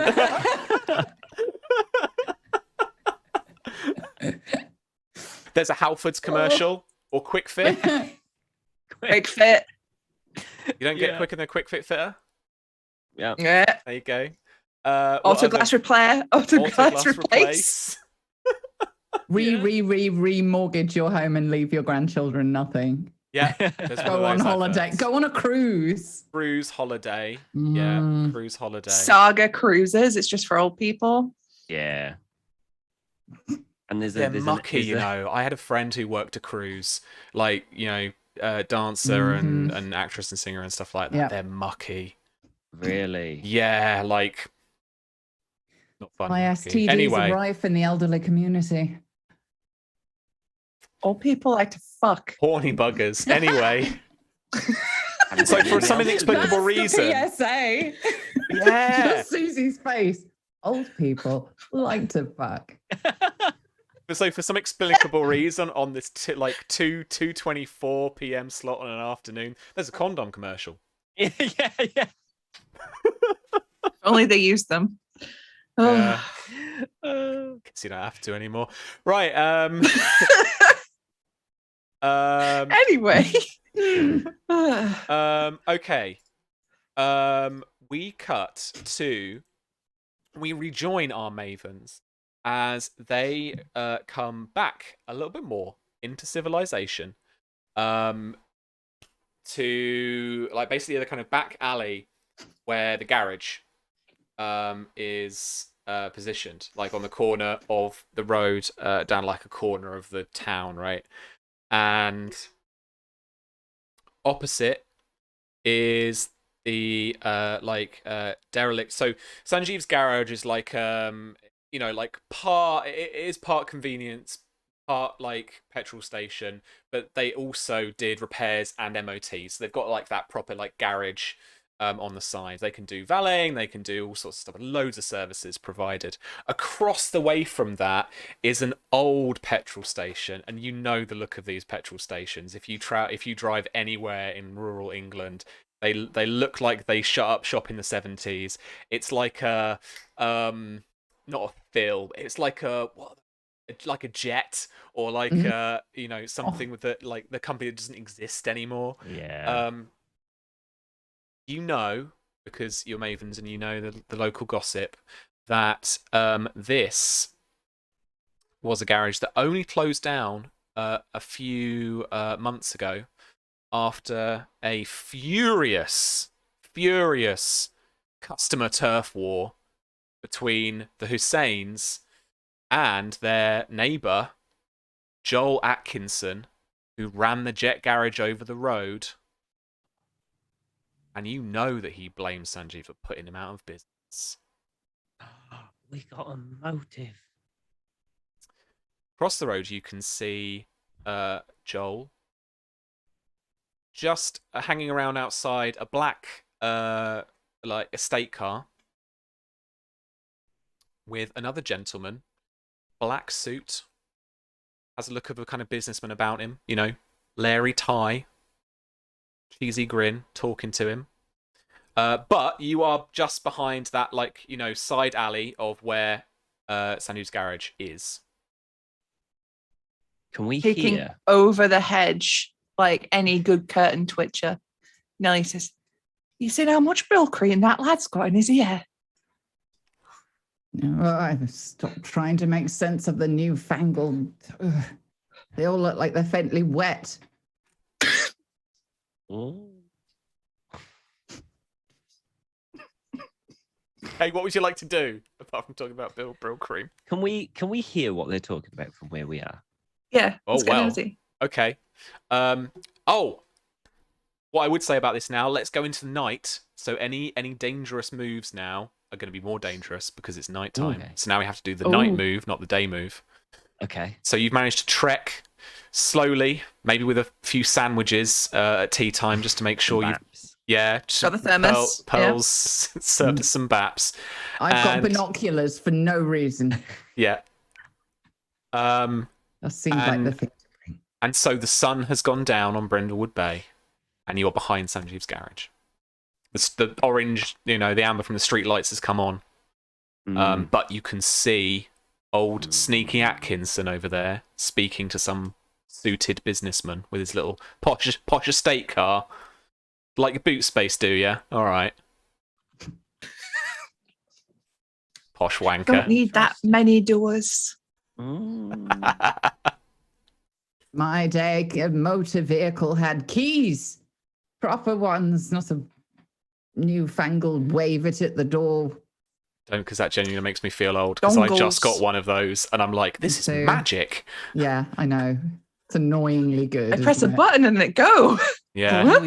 They always terrify me because I'm one of those people that always kind of like has to make sure I've locked. So I'm always kind of going in. Apparently with those, you literally can just walk away and it'll. I know. Yeah, I don't Close it trust that for themselves. one No. I don't second. trust it. No. It No. terrifies me. I take the fob out. I press just outside the door. Sorry, moment of your time, folks. I press the button. I press the lock button just outside the door, and he goes at me like, "You can't do that." And I'm like, "I'm outside the car. I can." I don't get it. But there are little Welcome buttons to on the aging handles. gracefully. There are little buttons on the handle, so I just press the buttons now. It locks. well. and Do you I know what's walk going to away. be funny? 10, 20 years time, there'll be a bunch of young people just playing us right now as we Yes. are now in this game. Having this conversation. I'll only be Yep. 50 off. Speak for yourself. Probably having this conversation. Anyway, back to the fucking stop the Nissan commercial. Back to this. Right. Okay. What do you want to do? You want to go in earwig? I want an eardrop. All right. Eavesdrop. Eardrum. Eardrop. Airdrop. That's what they say, innit? All right. Chat, you folks, and you playing with me. What do you reckon? Is this a night move? Is this dangerous? Is this risky? Or is this a meddling move? Is this like a clue find? This is clue finding, I guess, Yeah. really, isn't it? Mm. But it's I also mean- dangerous because we're sneaking and trying Yeah, and they to can't like see us. earwig. I mean, but then again, are they going to just Name what? Oh, okay. So it's meant to be about something that you fear as well. So name what you're afraid will happen if you fail, or if you lose your nerve. The keeper will tell you how it's worse than you fear. Okay, that's lovely. Oh, You can choose to back Yes. down now or go with it. If you go with it, roll with an appropriate ability. Or the meddling move. Describe what you're doing and roll with the appropriate ability. I'm going to make this a night move. So what do you think will go wrong if you're found out earwigging with the businessman and old Dodgy Atkinson from the Jet Garage? I suppose the obvious one is that they actually see us, so they stop the conversation, right? They no, the actually see absolute us. worst case scenario is that they did kill Sanjeev, and if they find us, they'll like abduct us or something. I mean, that is And they worst might case Shove us in the scenario. estate car. And I mean, they Susie's might done my job smash for more of me. my gnomes. Susie's done my job for me. So that is what could happen. Do you want to back down now? No. No. We need Do you want to go information. through with it? All We right. don't know Never they're back gonna down. do that. Never Right. surrender. Yeah. Um, I'm going okay. to stay back because I've got canes and I'm You've going to got go. You've got the. Well, no, that's all right. Like, I don't think that really applies to the earwigging thing. If you were Okay. running away from them, I'd be like, yeah, disadvantage. But okay, who wants to make the roll then? And do have a think. is there is there an asset that you want to? Not an asset, Jesus, that was from yesterday. Is there a thing you want to use from your cozy place? Well, I've only got a cat, and that might look a little peculiar at a petrol station. Can I? This is going to sound stupid. No. Yes. I was going to say, can I, because of my You're immediately doing special this, Tom. You know that now, right? Maven moves, right? Yes. And I've got that Angus MacGyver thing. Yes. Can I, if one of us has an ear kind of I've got a hearing aid. You can have aid, that. Yeah. I want to be able to get a paperclip and fiddle with it so that Yeah. it's a bit more sensitive so that she could hear better what's going on. Sure thing. Because they always turn it down. You know, they're always, a little quieter. Oh, you know. it's giving me feedback. Oh, not the feedback. No. Let me just fiddle this a little bit. So more. this There we is Guyver. Mm. Ask the other players in the keep to name 3 objects you find. As long as you give a plausible explanation, will help you with that. You have advantage on a single roll related to that action. Okay, you roll with advantage. You're looking for. Well, you are looking for a 7 or more. 7 or more. Would you say it's sensitivity? it's like Sensitivity is strictly dealing with the weird and the spooky, the spoopy stuff. Well, I've got if I say composure, reason, presence. I mean, doesn't really matter. There's only one. Composure is if you need a steady hand, calm disposition, or intense I suppose concentration. composure. Concentration, that's good. Yeah, composure. Yeah. So, I'm just rolling normal. Roll advantage. Oh, advantage. You used your MacGyver stuff. I did, didn't I? Yeah. Here we go. 13. Look at that. All 6s. All 6s. Rolling a 666 in this game, really. Yeah. Bodes well. You've got your back on me, portal Tom. to hell. You've got your back on me. Yeah. All right. On a 12 plus, you do what is intended. You hold steady, and your keeper will give you an extra benefit or advantage you receive. And I just describe what it looks like. Okay. So you discover a clue. The discussion that they have involves the dodgy sale to Sanjeev of some vintage cars that do not appear officially on his garage's books. And that he has stashed them, this businessman knows, under his desk. Not in a drawer, but like literally in a little Wookiee hole under his desk. Sorry. Just to confirm, Sanjeev, these are Sanjeev's cars that he didn't put on the book that he was selling? He was buying. Oh, he was buying. He was buying vintage cars. And he had some receipts. Well, I guess he had the logbooks, right? So he had the ownership logbooks, but this businessman, this Brill-Cream businessman, knows that they have not gone through his official accounts, like his books, his garage. Okay. And I will give you as well, the thing that he leaves you with is that that he should tell the midwives.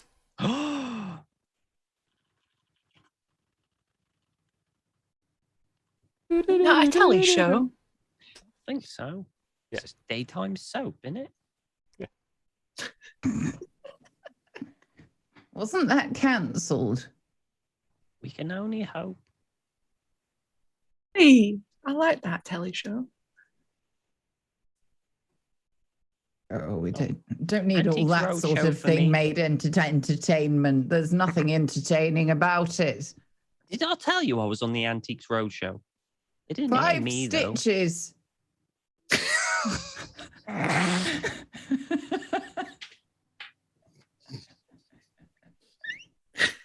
Fuck's sake, Billy.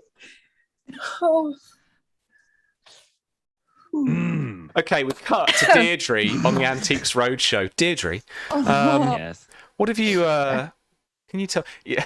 You know where Sorry this for is the going. Americans in the audience. Oh God.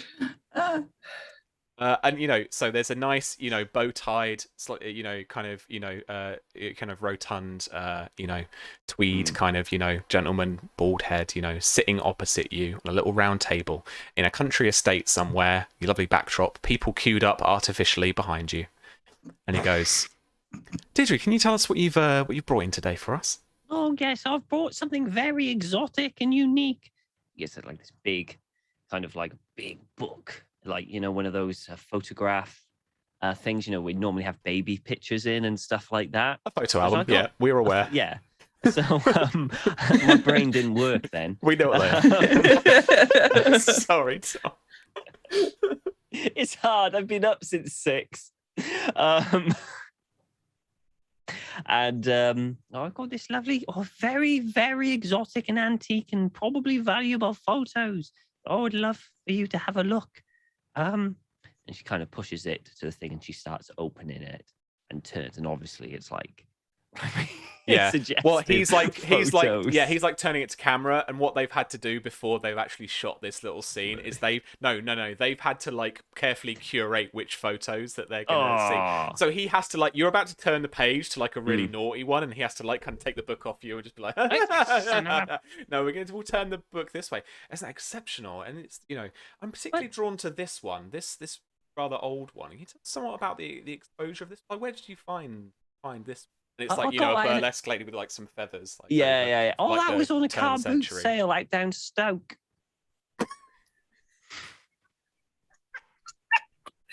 God, I love how this show is for exactly 5 people, and 4 of them are here. Oh shit! This is. Okay. In the background, there's a fucking David Dickinson-esque golden orange host. I suppose you want to know what we'd value them at. Yeah, that'll be good. Well, the whole collection, and there is a substantial amount here, and he's very carefully closed the album and is just kind of patting it as he kind of passes it back into the center of the table so that they can get a little shot of it.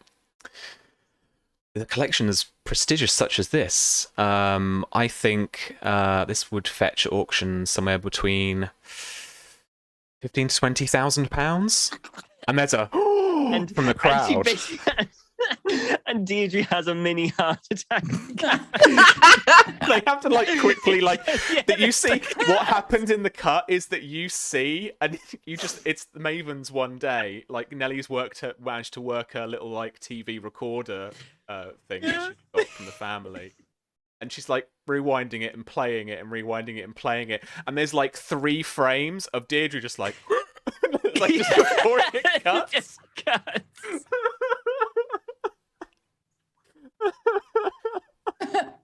I don't know what we're doing. Ashley's looking at me just so bizarrely. Okay.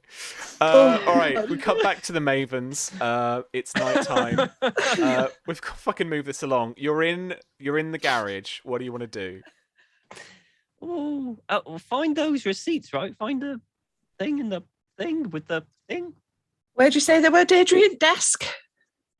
I don't know. You tell me. You were the one with the hearing aid and heard it all. Oh, yeah. Well, senior moment. All right. And she pulls out a hairpin. And she's going to start fishing around the edge of the desk looking for like a loose drawer or something. All right. So you've already technically got this clue. So I'm going to give you it to you already. And you've just got these. You've just got these folded up, slightly kind of oil stained logbooks. And then this kind of like kind of DVLA printed out, red and kind of green, I think, if I remember rightly, with like just kind of registrations and detailing and ownership logs and stuff like that of these like vintage cars. And like folded over in amongst them and in amongst the file, you've got these literal little kind of slim like roll receipts like printed off by various people who's been buying off, and it details it's tens of thousands of pounds and stuff that he's been spending on these like vintage cars. And there's a few, kind of half a dozen of them. So you do find that, but I want you to make a meddling move as well, because I want to see if you get another clue as well. Bloody hell. I guess the garage business is better than I thought. And it though. We should open up a garage for ourselves. There's a position that's been open. After what just happened to one of our motor vehicles, I'm not entirely sure that's a good idea. Before we enter the final hour, I want to check, right? So there are these funky moves, these crown moves, right? Ooh. So there's a gold crown mysteries move once per game when any maven says, "This reminds me of something that happened to Amanda Delacourt." Work with the other players to describe how something that is happening in the situation reminds them of an event from the gold crown mysteries. At a minimum, they must provide the following information: the name of the gold crown mystery. So that's one of the book titles. The problem of the situation that Amanda found herself in, and how Amanda eventually overcame the problem to resolve the situation. And then you basically just take a 12 plus, like you rolled perfectly on the dice, and you can make that happen. Or state a fact about the current situation that I have to incorporate.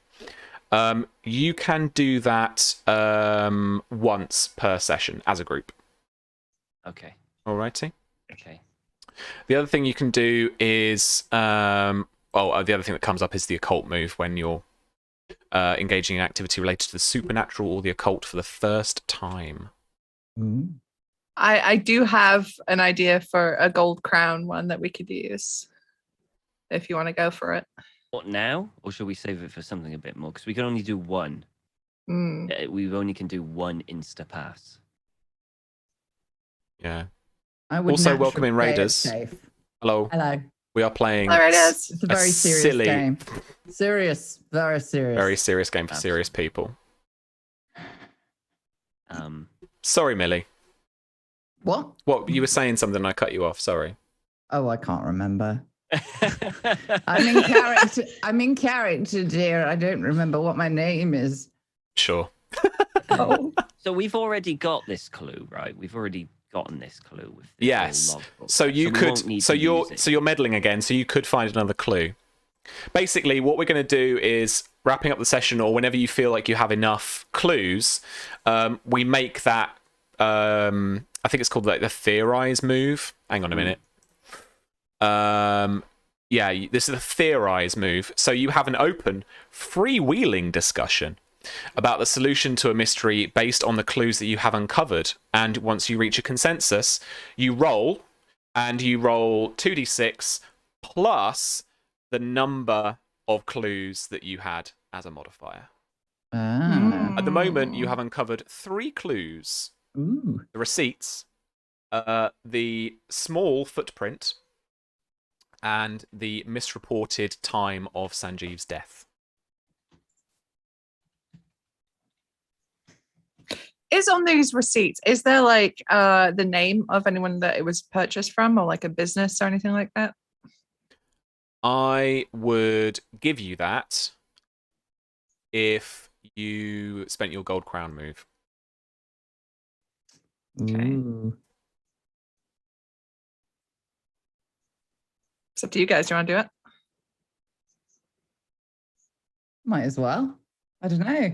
We've got like an hour left, right? Yeah, go on. Yeah. Yeah, let's do it. All Let's right. do it. So looking over the receipts, Nellie says, this reminds me of one of those golden crown ones, the mystery of the purloined Palominos. When Amanda Delacourt, she's in America, and she's on that ranch, with the Texans and all the osses and all them lot. Oh, with that burly one with the unbuttoned, yes. Yeah, and that big belt buckle that you just can't take your eyes off her. No. 5 paragraphs on a belt buckle is most unusual for Amanda Delacour. Well, it's about the symbolism of it, isn't it? Because they say it's always bigger in Texas. I want to go to Texas. Sorry, I was thinking of something else. Sorry, Nelly, go ahead. Yeah, you're right there, Deirdre, love. You're right. She's You back with drifted us? off. You be careful, you'll have one of your turns again. I'm fine. God. She's having a moment. We'll just give her 5. Yeah. Anyway, down to brass tacks a bit. There was like a cover, right? This wrench. It was there was something more sinister going on. Some more trades going on. Diamonds, I believe, and there was trafficking them inside the horses. Oh. Secret deals. It's actually a CSI episode. Oh. Poor bastards. Oh.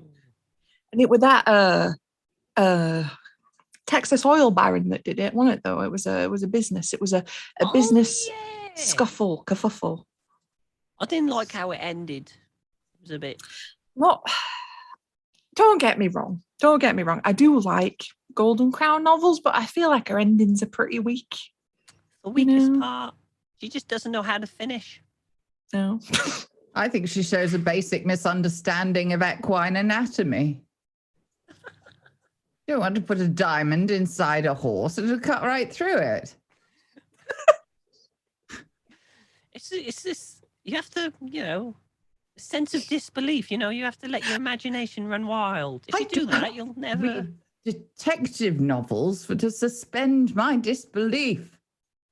Logic, rationality, that's what we need here. Facts. Okay.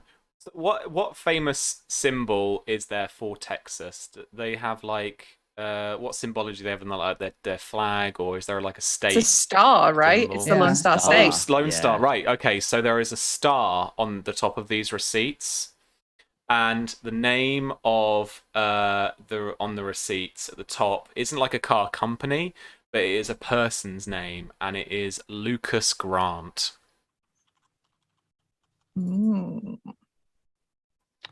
That name ring a bell for any of us? Commercial break. There is an advert on for Lucas Grant Motors, and it is for antique cars. Bum, bum, bum. It shows an address, right? And it's and it's like a Texan like guy. Oh. His service is that his sales reps will come round and they will appraise your car. They'll buy it off you straight away, and they'll take it off your drive. They'll come to you. Oh, will they indeed? Awfully nice. Looks like someone came to Sanjeev, didn't it? But why did they go via my gnomes? Yeah. Now that's the question, isn't It it? doesn't make sense. Why did they go to your gnomes? And why were they looking in your guest room? Where's your connection in all of this? Which one of them's got tiny feet? That's a very good question. Did any of the two that were talking have tiny little feet? You couldn't see from that distance. But you hear the unlocking and unbolting of one of the front doors from around the corner of where you're stood. And you are inside the kind of like small reception area of the garage, but you can see through these interior windows through into where they would actually do repairs and services and stuff like that. And the door in that area has been opened, right? Or in yeah, like you have an opportunity to like hide or get away or something, but you hear the door, like a side door that would then come into the reception, unlock and then unbolt. What do we do? Do we hide or run? I can't run. Well, then we hide. Come. Okay. Nellie shoves the receipts in her bra because no one's looking at an old lady's bra. It's a bra pocket. We hide. Okay, We'll hide. This is the night move. You're doing something risky or facing something you fear. Okay, what will happen if you fail or lose your nerve from getting out of here? I'm afraid that they will come to us. They will come round to our house and they will smash all our gnomes. And by gnomes, I mean faces. There's always that bit in every Murder, She Wrote episode where Jessica Fletcher gets held up at gunpoint, right? Yeah. Because she's investigating and then she gets caught and there's always a gunpoint moment. Okay. Straight to the immediate kind of like death. It's like... It's juicy, isn't it? I am going to get Deirdre to make this roll, please. And you are going to roll with disadvantage because of your rolled ankle. Oh no. No. Uh-oh. So remember We're you gonna can get use caught. a cozy move to heal it as well. I don't know what Later that on. means. So what you have to do is you have to get to one of your nice houses or maybe a coffee morning or and something have like that, and you have to have a cozy time with another maven. Gotcha.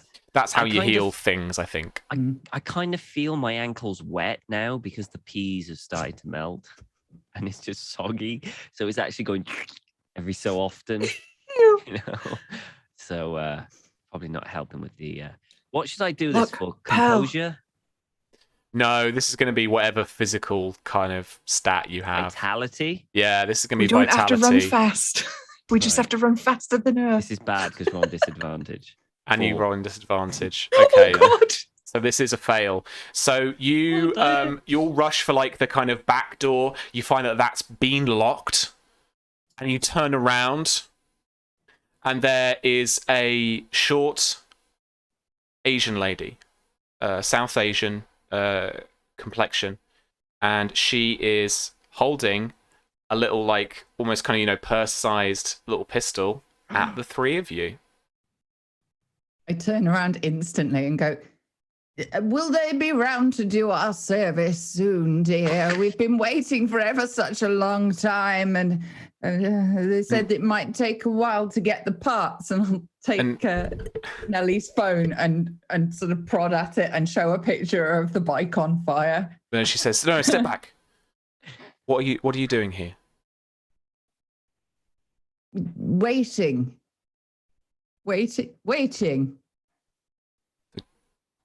Garage hasn't been open for several days. Now, please, It's- get off our property. Okay. Goodbye. Does she have small feet?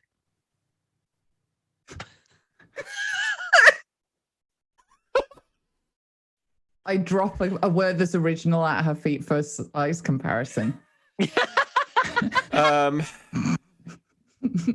I need you to roll a cozy. No, not a cozy move. What the fuck am I talking about?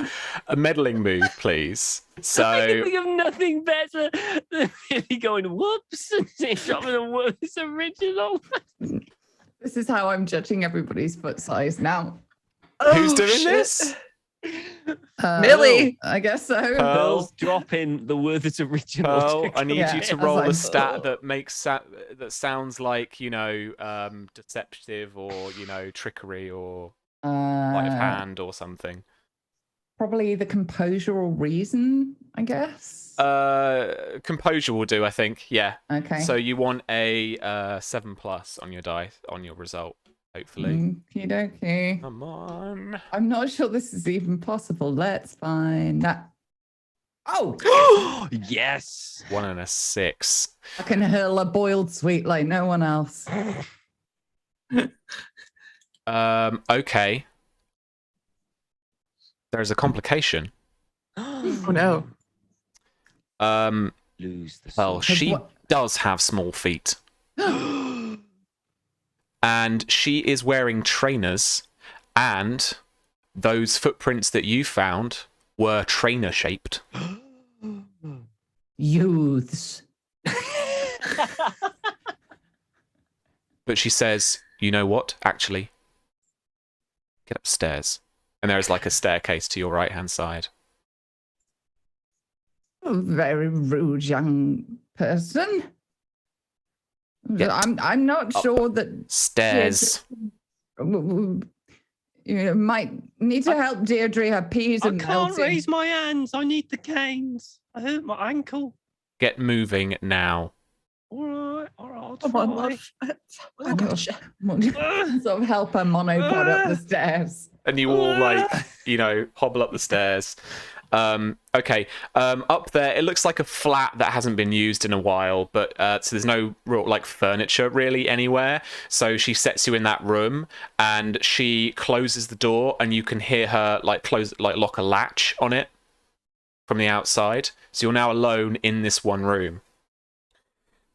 You can hear her start to talk to somebody. There's no one else here, you presume, so probably on the phone. But in terms of the actual room itself, you can see out there are kind of, manky kind of windows that look out onto the front of the road. You can see over towards the jet garage. And old Dodgy Atkinson isn't there anymore, but Brill Cream Businessman is still there, just smoking a cigarette, just leaning up against his wanky estate car, and just kind of looking at the garage, like looking at Sanjeev's garage. But yeah, you're stuck in this room. What do you want to do? Well, you got the telephonic machine. Call the police. Okay, yeah. Nellie whips out her phone, and although I feel like for the juice, maybe the signal isn't good in here. Like there's no signal in this flat. Let's let the night battery. move. Let's let the night move decide, shall we? Okay, all right. Yeah, let's So, try and call the police. Yeah, roll the night move for me. This probably is going to be like reason, like you trying to Yeah. figure out your phone. Yeah. Oh God. I mean, those iPhone 1 batteries were crap. Oh, 5. no. A 5 is a miss. So you go to your iPhone and its battery is dead. And by the time the next 5 minutes of you fiddling with trying to figure out how to call the police, how to get the keypad up, it dies. It runs out of battery. well, Okay. You'll Cut to see. commercial break at that point. It's a good moment, isn't it? the new iPhone 58. Yeah. Now with longer battery life. Yeah. Except it's one that's like still got buttons, or not an iPhone, but like it's a smartphone with still got buttons for accessibility and stuff. So yeah, for it's properly legit for old nanas. Maybe all right. one of those plug-in accessories that gives you a rotary dial function on the bottom. Yeah. And there's a really happy nana that's like using it, and then it rings like a proper ring on a proper old phone. Oh. Like Millie's actual phone. Yeah. We cut back to the Mavens as they are stuck in this kind of grimy, smelly old flat upstairs overlooking the road. You can see the cigarette light in as he takes breath in, the old Brill Cream Businessman, over the road. Just this little speck of light that lights up and then goes out. And then you hear several footsteps come up the stairs. The latch unlocks, and with a creak, the silhouette of a cloaked individual you can't see the face of. Cloak goes right to the floor, is this thick black material. And even though you can't see their face, you can feel them staring at you. That was the thing that went through the window. Nellie is astounded at that quality of that fabric. She wants to know where they got it from. And she's just kind of like pushes the glasses up to see if she can get a thread count on it.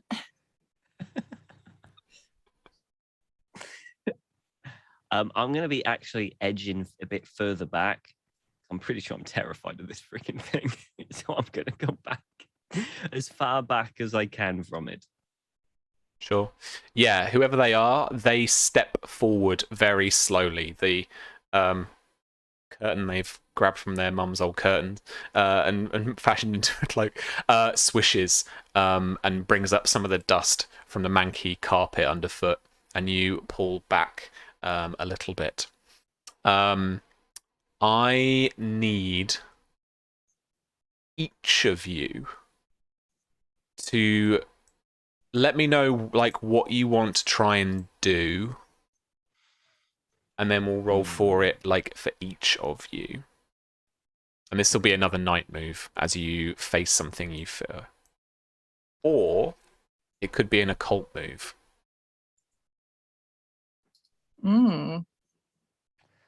Oh no, sorry, not an occult move. Okay. Are there any other exits to this room? There's only one, right? let's say, yeah, like there's, there are other then- doors just like behind you. There are other doors behind me. Yeah. In that case, my move is So I there basically I might just be want an to exit. I just want to get away from this thing because I'm terrified of it. Mhm. So I want to essentially try and leave this room by the door, and if it's locked, I'm going to use my Angus MacGyver thing and pick the lock with a paperclip All right. or whatever's available. So you're going to try and pick the lock with or the paper hairpin. clip. Yeah. Or a hairpin, yeah. Yeah. I guess the worst thing that can happen to you is your death, as from under the cloak they pull a little like crescent-shaped little dagger. Yeah. Letter opener to some, actual dagger to others. Pearl, what are you up to?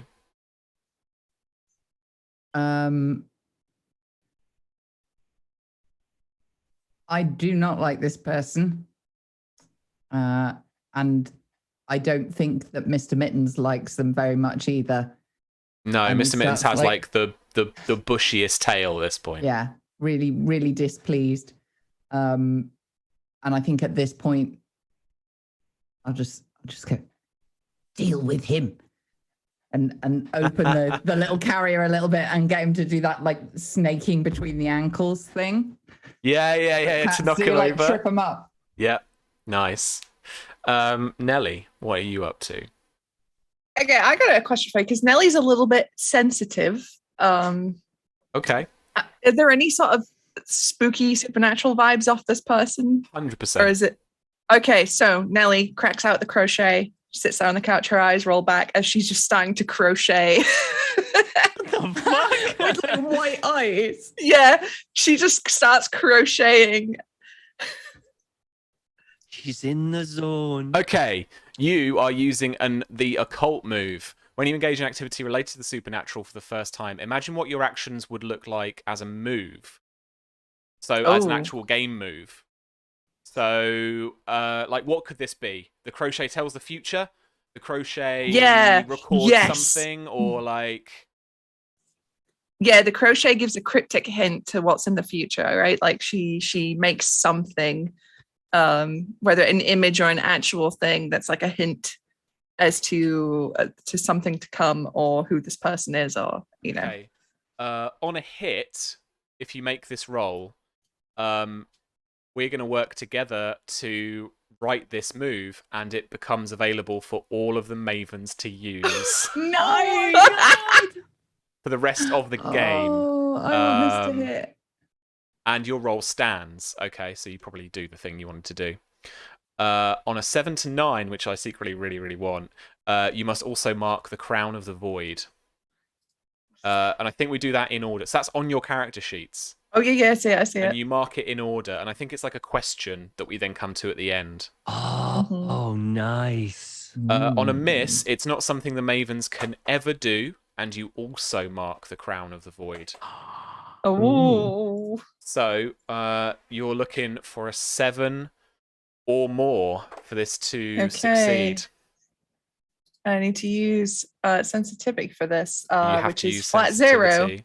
because There we go. having Dale Cooper as my Maven move gives me a +1 sensitivity, which makes it 0 because it's at -1 by default. So here we go. 7. Oh, You succeed. Your crochet tells the future. What does it tell you about this future? I'm open to any of your ideas. I can make it up as I go along, so whatever you want. This is a Susie special session. Does it show the cat tripping it up and causing him to fall down the stairs? Yeah. Yes. Yeah. To fall back. Do you know what it is? The hint is it's a cat like on its back, like a yarn ball, but the yarn ball is just a fucking crazy mess of string to show that the cat has tangled someone up. Cool. All right. You must also mark the Crown of the Void. Oh, let's go. Which It's marked. presume The pallid means mask is amazing. So I guess we go with a shadow in the garden, which means hereafter, during cozy vignettes focused on you or your cozy move scenes involving you, you must also narrate how dark entities subtly reveal themselves in the scene. That's so cool. These Uh, are great. Yeah, I wanna read a little bit about these because Oh, these are just fantastic. no, I don't want help writing a void mystery. I need to know what happens when the thing happens. Crown of the Void represents the effects of the Dark Conspiracy. Text is always marked in order, and the last box heralds your Maven's retirement from the game. Oh. Oh yeah, what I wanted was the order of the kind of play stuff. Yeah, so towards the end, so at the end of the session, what we'll do, there are crown scenes. There are two special sections, the Crown of the Queen and the Crown of the Void. When text from those sections is marked during play, the player of the Maven in question must do as the text instructs. This frequently means narrating a very specific type of scene. Players can narrate such scenes whenever they wish, but must do so before the end of the session. So we should try and get a cozy move in so that you can then do your weird encroaching darkness stuff. When there are about 50 minutes remaining in the scheduled playtime, you should wrap up whatever scene is taking place and then call for the crown scenes. Okay, cool. I'm gonna give the cat an auto pass on the old flipping under the thing. Go, Mr. Mittens. Yeah. So this cloaked character is striving forward, that dagger just off to their side pointing. You can see the crescent blade out and just shimmers slightly in the moonlight that's coming through the windows, and then just suddenly they're just like whoa just and the cat's got in under the cloak, and they're actually Mr. Mittens is just kind of like clawing up them, and they're like flapping around and trying to kind of push them off. And so Mr. Mittens goes flying for a second, like lands on his feet just over the way, a few meters away, as Deirdre is trying to unlock the door. Deirdre, what are you using to unlock the door? I need something from each of you, a random weird MacGyver item from each of you. Susie, what have you got? Sewing needle from Nettie. Needle. Really? Pearl, what random shit does she find for this MacGyvering?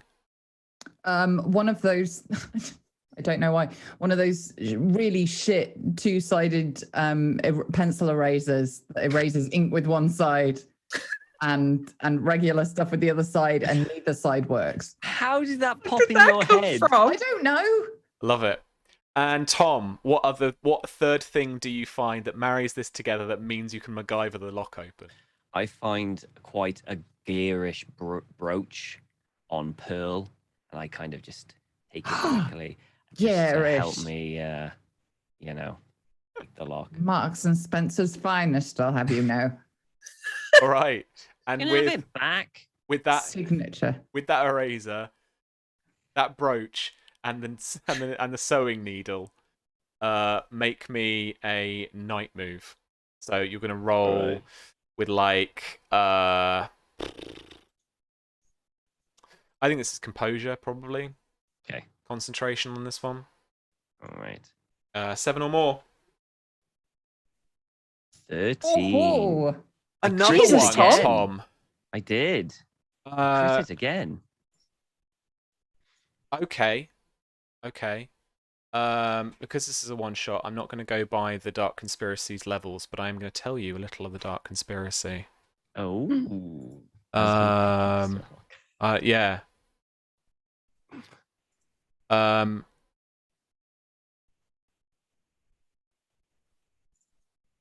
There is, don't know why. Okay. You open that door. Okay. And just as the cloaked character falls to the ground, you will stumble into the next room, and it's a weird kind of like landing, and there are some stairs down, but it's just got like, boxes and boxes of like old paper and stuff like that. And there is like a scan or a photocopy or something of like and like this just really old newspaper from the area. And there's a news article there. And it has got a photo, probably maybe a sketch. No, papers of the time. So it's got a news report on it of like, old world language for like weirdest whale ever caught, washes up on shore or some shit. And in the summer of 1877, the crew of the whaler Deep Reaver set out of Brindlewood Bay. They returned with the strangest whale anyone had ever seen. It had tentacle-like legs and rows of oily black eyes. And they sold parts of it to buyers all over the world. Texas. And the proceeds were used to turn Brindlewood Bay into what it is today. Ooh. And so, after a commercial break, we find the Mavens, this time in Deirdre's house. And the next day, you are looking through and reading again a little weird newspaper article that you managed to just see and instinctively grab from, and you can't tell whether maybe it was Nellie's knitting that just compelled you to do it, or the weird cloaked person, but it just stuck out at you, and you grabbed the paper and off you went. It's gonna be kind of like, she's got, like those little tea trays, like trolleys that bring on, like a teapot on there, with two different types of, tea bags and different things, the special tea, and then obviously one more for the Earl Grey for Pearl, because, it's Pearl. I have her around occasionally, I and still sniff it suspiciously every time. Fool me once. Shame on you. I did try at one point to fool her, but her nose was just too, she knows that Earl Grey. Maybe you tricked her once. And she ended up off her tits and is mortified about the entire experience. We still never have the want pictures. to repeat it. Yeah. All right. Yes. with your special tea, let's have a cozy moment. So you share an intimate moment with another Maven. Choose two from the below. If it's your cozy activity. So Tom, is this your cozy activity? Or what is your cozy activity? My cozy activity is collecting antique porno photos. All right, so this is not your cozy activity, but you But have it is What a if, though? cozy activity. What if we were it looking is. through the antique photos, because you had some antique photos of Brindlewood Bay from the 1800s. Well, maybe not crew. 1800s. Good call. No, I've got this. The crew Oh of my the God. Deep Reaver did a mucky calendar that year. Yeah. I got it here. The Deep Reaver, really. Yep. Deep Reaver. Right.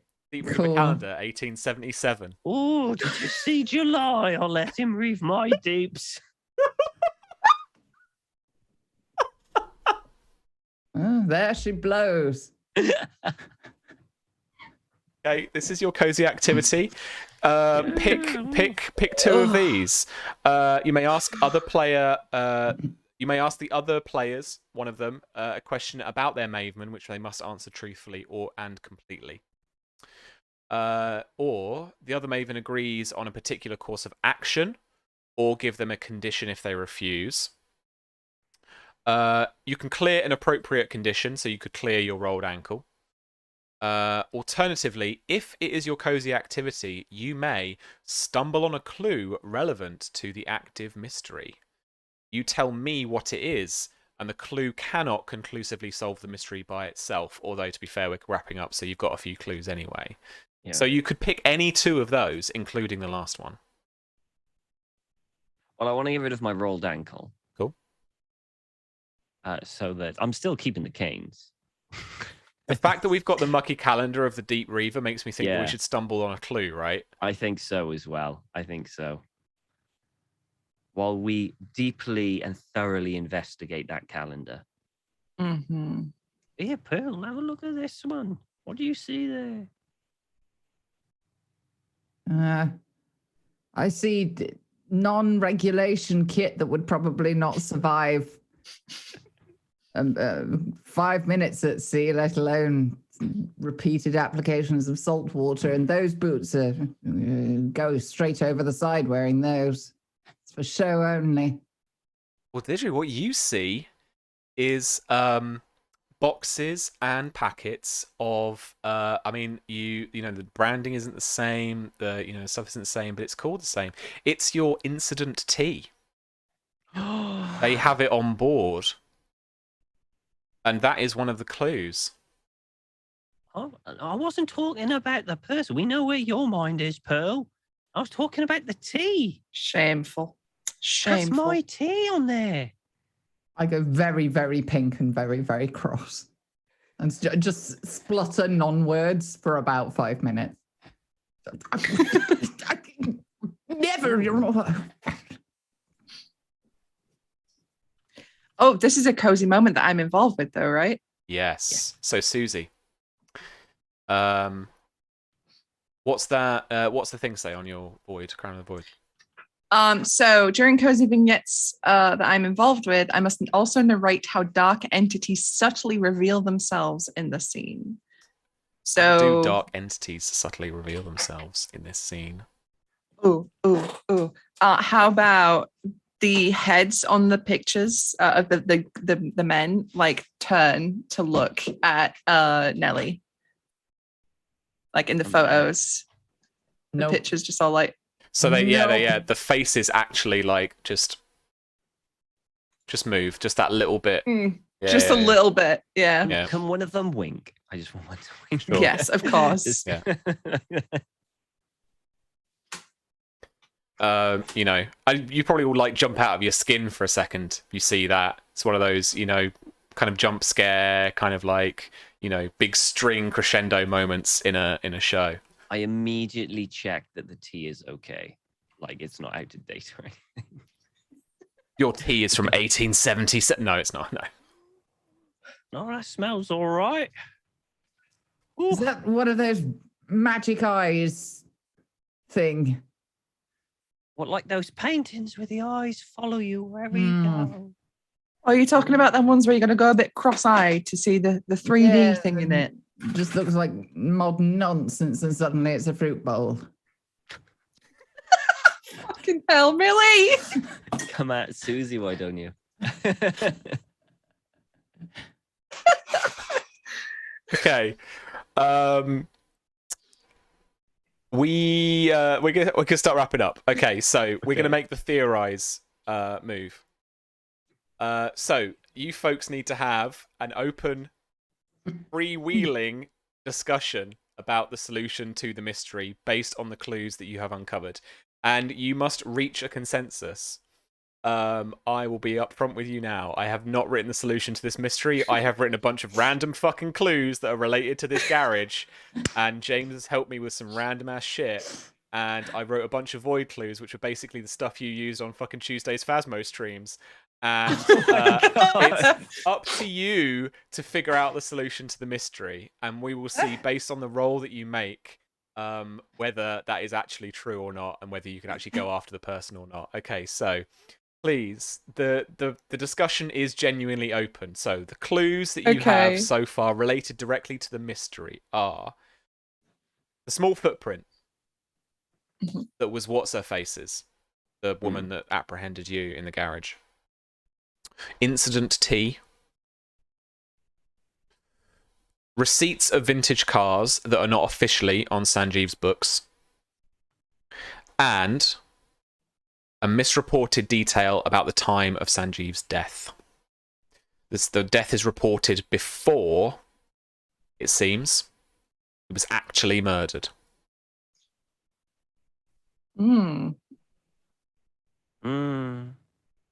That makes me think it's a conspiracy. That, like, the newspaper knew it was going to happen before it happened. Well, I'm with you on the conspiracy, because we've got dodgy illicit dealings. We've got connections to old historical businesses. Yeah. With weird whales. Well, they had weird stuff come back, didn't they? Mm. You know, they brought back that giant whale with tentacles and stuff. And then there were that whole cloak thing with the little dagger. That silly purple light. All feels a bit culty. Well, you know more about that than I do, Nelly. I don't know bugger all about that. I just crochet. Yeah, well, All right, let's say your crochet knows more about it. I can't Say bloody well some go of the ask me on, crochet. can I? You know what, Nelly? Have some more of that tea, and have a bit of crochet and see what happens.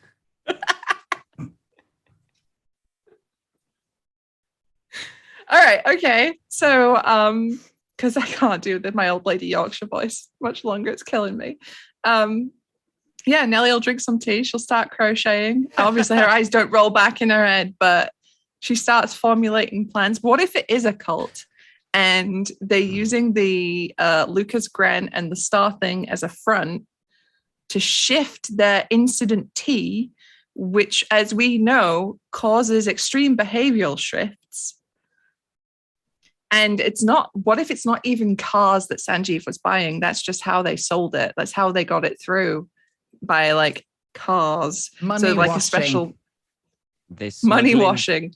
This smuggling tea What's in the tea? through antique cars. What's in the tea? A whale. Okay, we're here to solve a murder. Who killed Sanjeev? Oh yeah. Oh, I forgot about Sanjeev. Yeah, we're going Oh, for the it bigger was obviously picture, yeah. those awful people. Yes, they were jealous. They wanted his We don't his even know business. how he died. clubbed to death by a gnome. Yeah. Tried to frame me for it. Club via gnome.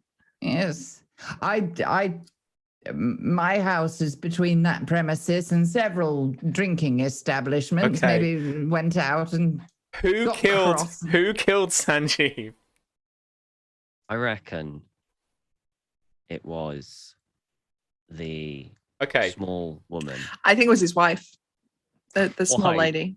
Yeah, You it's can small assume lady. that the Always small the spouse. lady. You can Always assume the that the small spouse. lady was his wife. Yeah, small feet lady. Okay. Yeah. And she, She had keys to the property, the garage.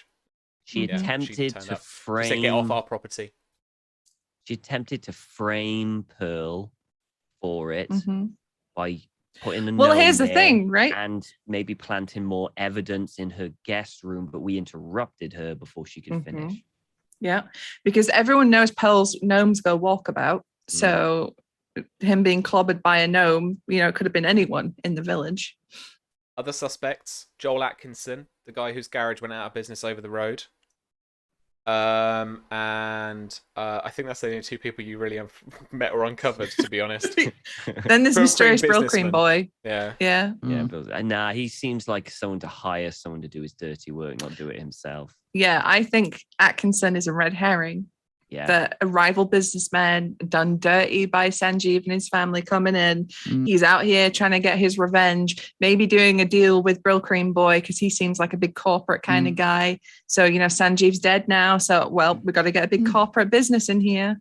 That does make sense. It's, most people would say Occam's shaver. The simplest solution would make most sense. But I say we're in a murder mystery, and that's too easy. And it's probably something to do with the occult and this strange whale with lots of legs and eyes. Why would his wife kill him, though? Maybe he wasn't very nice. It's completely unrelated to anything. It's a domestic Maybe. dispute. Maybe she's having it. Who was it under the cloak thing? Her. Her? Mm. Was it? She was the one in the cloak, wasn't she? I wasn't paying attention. I Yeah. drifted off. I'm pretty sure she was the one in the cloak. I thought that was someone else. Is that Me? someone else? I got very confused at that point. Well, I just put small feet together. Oh, it might have been her in the cloak, but we heard several pairs of feet coming up the stairs. That's true. And there was Well, that. What was maybe. his name? Atkinson outside. Maybe we should. He was no longer outside when all Oh. the group came upstairs. Okay, new theory. She Hmm. was having it away with Mr. Atkinson. Yes. Always to the smut, Nelly. Okay, Always to the this scene smut. now is inexplicably with like D.I. Steele and like those two people, like shit. they're just here, sat in, I don't know, Nellie's front room or something. Like it's one of those. No, we've gone back to the church. We have to go back to the. You have to Oh, yes, reintegrate, back to right? the The thing, the, yeah. the, the Yep, themes. yep. So Locations. We're back in the church graveyard, and for some reason, all the main characters and extras are there. And you know, D.I. Steele was basically about to arrest Pearl when you need to give him the Miss Marple monologue. It's the memorial for Sanjeev. Yes, it is. Oh, Susie, yeah. yes. Okay. All right. Nelly, reach into your bra and make them stop mishandling me. Show them what you've got. I fucking can't anymore. I'm done. Oh, what is it? This channel and reaching into underwear for evidence. Yeah, that's a theme, isn't it? It sure is a theme. Yeah, Oh, Nelly, dear. Oh my You god. put it there. I did. Yeah, Nelly pulls out these receipts detailing these illicit deals that Sanjeev was involved in. So, right, just before we do the monologue to the copper, are we agreed? What are we putting forward here? I don't know. They're the detectives. We just present them with evidence and tell them to do the bloody jobs. Or maybe the businessman was there to collect the money for the antique cars, but Sanjit couldn't afford it. So he talked to his wife to get rid of him and used the life insurance to pay for it. I don't know. That seems I mean- very detailed. It's I like that though. Businessman came to collect money. Sanjeev couldn't pay. Wife found out. I still love the idea that she's doing it away with the other bloke because it's She juicy. did say our thing, and there's only one of her now because one of them's dead. And in a fit of rage, Who's the other one? she grabs a gnome, clubbers her husband. We're that's the still not fix. sure that's how he died. No, It is now. that's for the forensics. And then for my own personal thing, business boy is the business front of the cult here. That's how I Okay. want to get the cult in here. Okay, so it was. Sorry, Pearl, you're going to jail. So Yeah, it was, sorry. It was his wife Karima with the garden gnome In the that sh- garage. in the garage that 'Cause she she was will have had to having it grab up. from Pearl's garden or get some other way. Well, how about she was going to be a good I really Samaritan? liked how she was going to frame Pearl, like, because, like, Yes. she could have been the think person who was And she getting in went the. back. Yeah. Look, we've got photomajiggery evidence. Look. Oh, sorry, is she here? Yeah, she's at the memorial. Okay, There's like a little community memorial just to remember him. Yeah. I'll poke the policeman who's trying to arrest me and throw a Werther's original at her feet and then show the picture on the phone. It Look. matches. It matches. Okay, please, dear God. Okay, Millie, Yes. please roll for me. Oh God. Just do a normal roll, and you're gonna roll with 1, 2, 3, 4 as your modifier. Okay. Agatha Christie hasn't got anything on us. She ain't got fucking shit on us. Yeah. 15. Nailed it. That was what Try framing me. Okay, she's, I wouldn't have gotten away with it if it wasn't for you meddling nanas. And she just pulls knitting. out her little dagger, and then she gets arrested. Oh. Can I hurl Mr. Mittens at her face to waylay her while they're doing that just Yes. for fun? You throw Mr. Mittens. Mr. Mittens goes flying. It's like, and he just like straight on the face, and she's like waving around. Drops the dagger. The police get in. The two unnamed, unspoken police officer extras. Cuff her, And then she starts saying some esoteric spell kind of language, and it's all just a bit weird. And then Go for the throat, Mr. Mittens. it's all Muffle her. done and dusted ending. There's a bit there's that little Excellent. Well done, ladies. ending. Who's for bingo? Yep. Okay. We completely fucking missed end of session questions. We've done that right at the start. Oops. Crown scenes. Crown of the Void. Did anyone do that? Oh, we already did that. We already did that, didn't we? Yeah. We didn't do any Crown of the Queen thing. Nope. Okay, that's fine. I guess that's it then. So we did it. You did it. Hooray! Rock on. You successfully solved the murder. It was course we did. Karima, Made complete sense. who is seemingly a member of this strange cult Who that just has decided its to- claws in Brindlewood Bay. Oh, Or no. tentacles. Tentacles around Brindlewood Bay. Ugh. There we go. Bloody hell. I know. I'll never. Well, that was Brindlewood Bay. That was a fucking riot. Now, if this was done That by was great. competent people, I'm sure it would have made a lot more sense. What are No, you saying? I'm sure this is 100% how this game is meant to go. Yeah. I love this. Yeah, this is me great. too. Right. 10 out of 10 would granny again. Yeah. Absolutely. Yeah. Well done, maker of game. We've tagged you and stuff. Very, very good job. This is awesome. Well done. You may have a Weathers original. We want to license a British version with like Murder She Wrote and stuff. Not Murder She Wrote. That's American. I mean, Midsummer Murders. Midsummer Murders. Jonathan Creek. Can you imagine a Jonathan Creek version? There's a magician and his assistant. No, and a journalist. And we play the it's this Dance of the Devil or something music, isn't it, for Jonathan Creek? Mm. Yeah. Yeah, That's been a macabre, while. in it, right? the macabre. Yeah, the macabre. Yeah.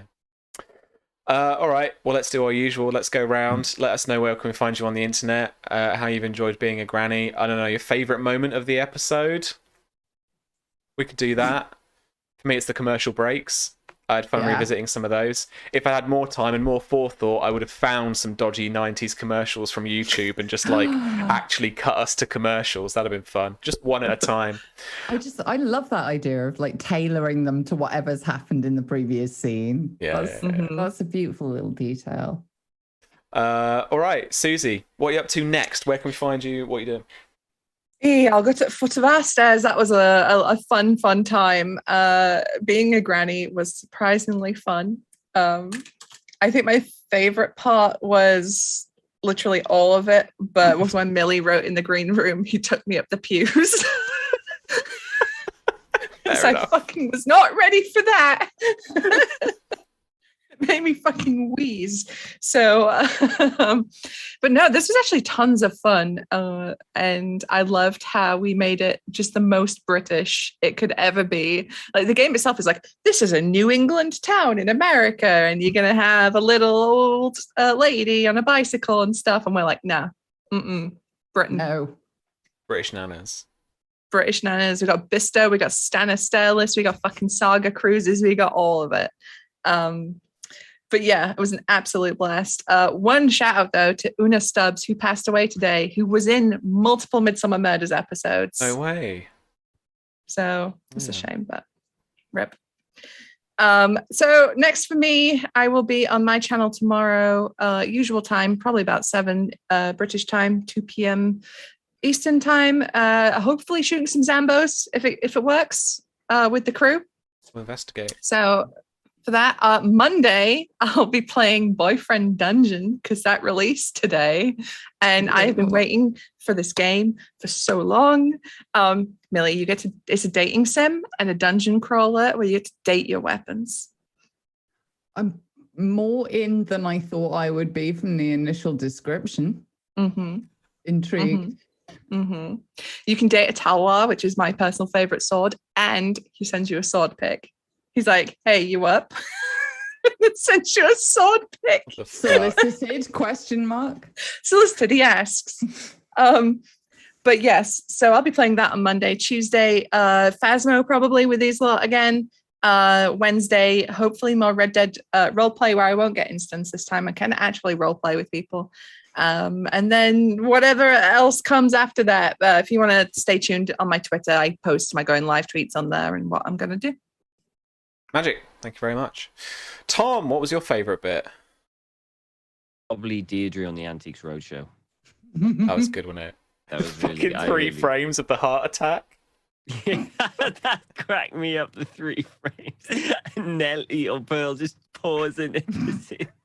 I like the idea of it was the 3 frames and then they had to quickly cut to afterwards where she settled down and they tried to seamlessly do it, but there were different people in the background. Yeah. And she's like, oh, thank you very much. Yeah. Oh dear, it was great. God. The whole thing, I mean, the whole thing was a blast. I mean, I just don't think I've laughed so hard in such a long I time. laughed like this in ages. It's just God. ridiculous. I'm going to have to find us stupid games to play now, aren't I? So that we can Yes, just carry please. this Stupid on. games are what we're for. I mean, the thing is, though, with the crew and the cast, any game, even if it's super serious, you know what we're going to do. Yeah. It's Call of inevitable. Cthulhu game that you GM'd was completely serious and not at all dumb. Yeah, 100% serious. It wasn't a lot of innuendos and, inappropriate jokes or anything like that. No, not at all. It was, but it was great. I love it. I absolutely loved it. Yeah, it was awesome. I'm not really doing anything. I don't Phasmo on Tuesdays with these 2 lovely people in V. I think that's it for me. Fair. Until after the fire starts again. Yeah, that's a bit for me. Yeah, no worries. And Millie, you Hello. just like I'm numerous sorry. times. The problem is you say something, and I see Susie go, and then I'm gone then as well. I still maintain I'm not a funny person and you've just got low standards. It's just so fucking deadpan. Like, do you know what it is? I think it's gonna sound so strange. You stop sentences at exactly the right moment. Just the fucking Millie, timing. Your timing is off the charts. It's just like off the charts. It's just like, fuck me. I just It's couldn't. just boom. Couldn't.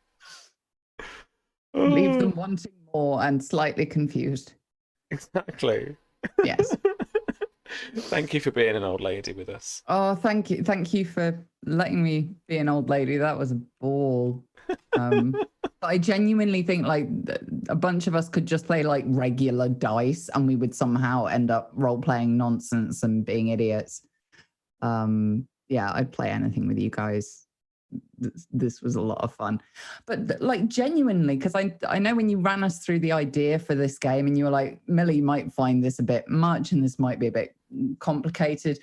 Like actually the playing of it, once I put the details down on the character sheet, like you made that very painless and very enjoyable. Well, like Pablo Apocalypse kind of hacks like this are really kind of easy like that because the words just kind of do exactly what they say on the tin. Yeah. When it comes to the character sheet, like, what's the style of your nana? Just write it down. Like it can be anything. Whereas it's not, lots of terminology or anything like that means some other mechanic that you've got to remember how to do. Just means what it means. Yeah. And the reference sheet as well has got all the moves on it. And there aren't as many as Ironsworn, which is a bonus for me. But I'm obviously I ran it only just the once last night. So I'm trying to get my head around what each of those moves do because there is absolutely a game to play in kind of what move you pick next. But yeah, this was dead easy because it's like 5 things you can do. But it's very freeing to play. Very just sort of like, what crazy shit do you want to do? Okay, justify it. I really enjoy that kind of freedom to just freewheel with a bunch of lunatics like me. And I can't pick a favorite moment, partly because it was all awesome, and partly because I don't have a functioning memory. But the commercials thing was very unique, and I really like that aspect of it. It just says like cut to commercial break every now and again. I was like, what the fuck am I gonna do? That. What did it say? Do you know what I think it was actually? I don't think it says come out to commercial break, but it says like, you know, take a break, and it's kind of several times through the session. You know, take a couple of minutes break and stuff. Well, it said something about commercial break. I don't know. Anyway, very weird. That's what we're doing now. I think we should do that in every campaign. Cut to commercial break, including after the fire. Yeah. Oh my god, could you imagine the after the fire adverts? 21andMe paternity test for Miriam. Yeah. Where did it say this? I'd love it if this wasn't a part of the game mechanics at all and you just made it up. Oh, it did. Cut to commercial. This is a very special keeper reaction, one that pays homage to the television shows that inspired the game, and suggests that Brindlewood Bay is itself a TV show. Here's how it works. If a Maven undertakes a perilous or dramatic action that provokes a die roll, and that die roll is a miss, you can say, let's cut to commercial, before the outcome is narrated. Then give the player of the Maven a short prompt related to the sorts of things that might be advertised to elderly people or people who are at home in the middle of the day, such as furniture store, life alert, sweepstakes, or personal injury attorney. The player may then narrate a commercial inspired by the prompt. If they do, return to the regular scene and allow the player to narrate the outcome as if they'd rolled a 10 or 11. I didn't even do that. I just asked on your improvisational skills. Just do an advert. Yeah. I like that. Perform, monkey, perform. Yeah. That's part of the reason this group is so fun, right? Yeah. Because we can just you can see people waiting for like, no, you carry on. If a feed line hits me, like, okay, there we go. Yeah. Yeah. I love watching you all just roll down that comedy hill. Just like, where are you going? Where are you going? Oh, so great. What was I Oh yeah, I was supposed to be talking about me. Where are you, and where can we find here you? in my room. I'm not doing a huge amount apart from with these lovely people at the moment. So yeah, Tuesdays Phasmo for the foreseeable forever, if I can bully people into doing that, because that's a lot of fun. I should probably at some point, I've been planning to do like a really super chill Q&A / power wash simulator. What's it called? Whatever that is. Yeah. Just because that seems like fun, and people always have questions about voice acting and stuff, and I want something to do with my hands while that's going on, so I don't feel self-conscious talking about myself. So may do that next week, but I'll have to play it by ear. But follow me on the Twitters. I'm there as Amelia Tyler, or on here on the Twitches, also as Amelia Tyler, because that's my name. Nice. All right. As for us, we're Black Cats Gaming. You can follow us here at Follow Black Cats on Twitch and on Twitter, if you're not already. On Mondays, we're streaming the game that we just crowdfunded on Kickstarter, Cursed Captains of Cthulhu. It is a swashbuckling adventure of eldritch monstrosities, where it's the golden age of piracy. You and your pirate crew have to survive in the kind of eldritch cults of European powers, and Cthulhu like bubbling away under the waves. And it is a very, very cool system, still in the works, and we're developing it, and essentially the cast is helping us test it on the Monday, as well as playing what is a fantastic little campaign, a great set of characters. Virginia, Tabletop Horde, is GMing, and she's doing a fantastic job for the moment. Absolutely, always love listening to her GM. So come around for that, which I believe is 8 p.m. Yes, as opposed to now on new kind of 7 o'clock-ish time. It's 8. No, it's actually at 7. It is on at 7. Mondays. It is at 7. Yeah, sorry, I lied. No, that's okay. So yeah, join us 7 p.m. UK time or 2 p.m. Eastern for that. And then we will be then. I'll be running Iron Sworn again on the Wednesdays, 7 o'clock. Again, I'm trying solo RPGing for the first time. Had a good time last time. Getting grips with the system because it's quite a bit more detailed than this is. But I had a blast, and really thankful for the help that I got from chat as well. And so I'll be doing that kind of for the foreseeable for a little bit, for research purposes. And you make of that. That's down to you. And then on Thursdays, if I can convince these lovely people to maybe play this or another game again, then we will be running some one-shots until we are back with After the Fire, which will be back on our regular slot. Oh, that was a tale of Thursdays.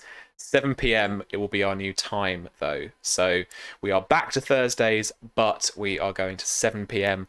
Because Don has a game later that day, and so I need to try and get him in because he's still quite an important part of that game. There is no way, with all the shit that Samuel has pulled, that we are letting him off the hook that easily. Nope. He must suffer, and he must be held accountable for his actions. Oh, look at that handsome face. And the cat. What are you? You're on my microphone. Go on. Oh god. Almost. Get off the thing. I'm almost here. No. Hang on. Play me out, Susie. Oh. It's all right. We're back. We also have a YouTube channel if you want to catch up on past episodes of any of our shows, including seasons 1 to 5 of After the Fire and the aforementioned Captains of Cthulhu playthrough. There's also a 2-part one-shot that I ran that involved Tom, Millie, Noir, V, and Jay as part of our Curse Captains thing too. That very much, again, started out with a semi-serious story that turned into a shit show very quickly. So please do check that out on our YouTube too if you have not yet seen it. Lush. All right, I do have a raid lined up because I'm that profesh when I'm not being attacked by a cat. We're going to go over to Garblag Games. I've seen them about on Twitter. They're playing the new Alien RPG. It looks like they're playing maybe the new Colonial Marine version of the Alien RPG, but they're definitely playing Alien. So let's go over to them. What can we say? Something Nana-based. Tell them they'll catch their death out there in space. Yeah, there you go. Do you want to hang around with Carblag Games? Tell them they'll catch their death out there in the cold. But so, yeah, thanks for joining us. Hopefully we'll see you on the Monday. If not, maybe Wednesday with me on Iron Spawn, or Thursday when we're back with more one-shots. Until then, friends, take care of yourselves and each other. Ta-ra!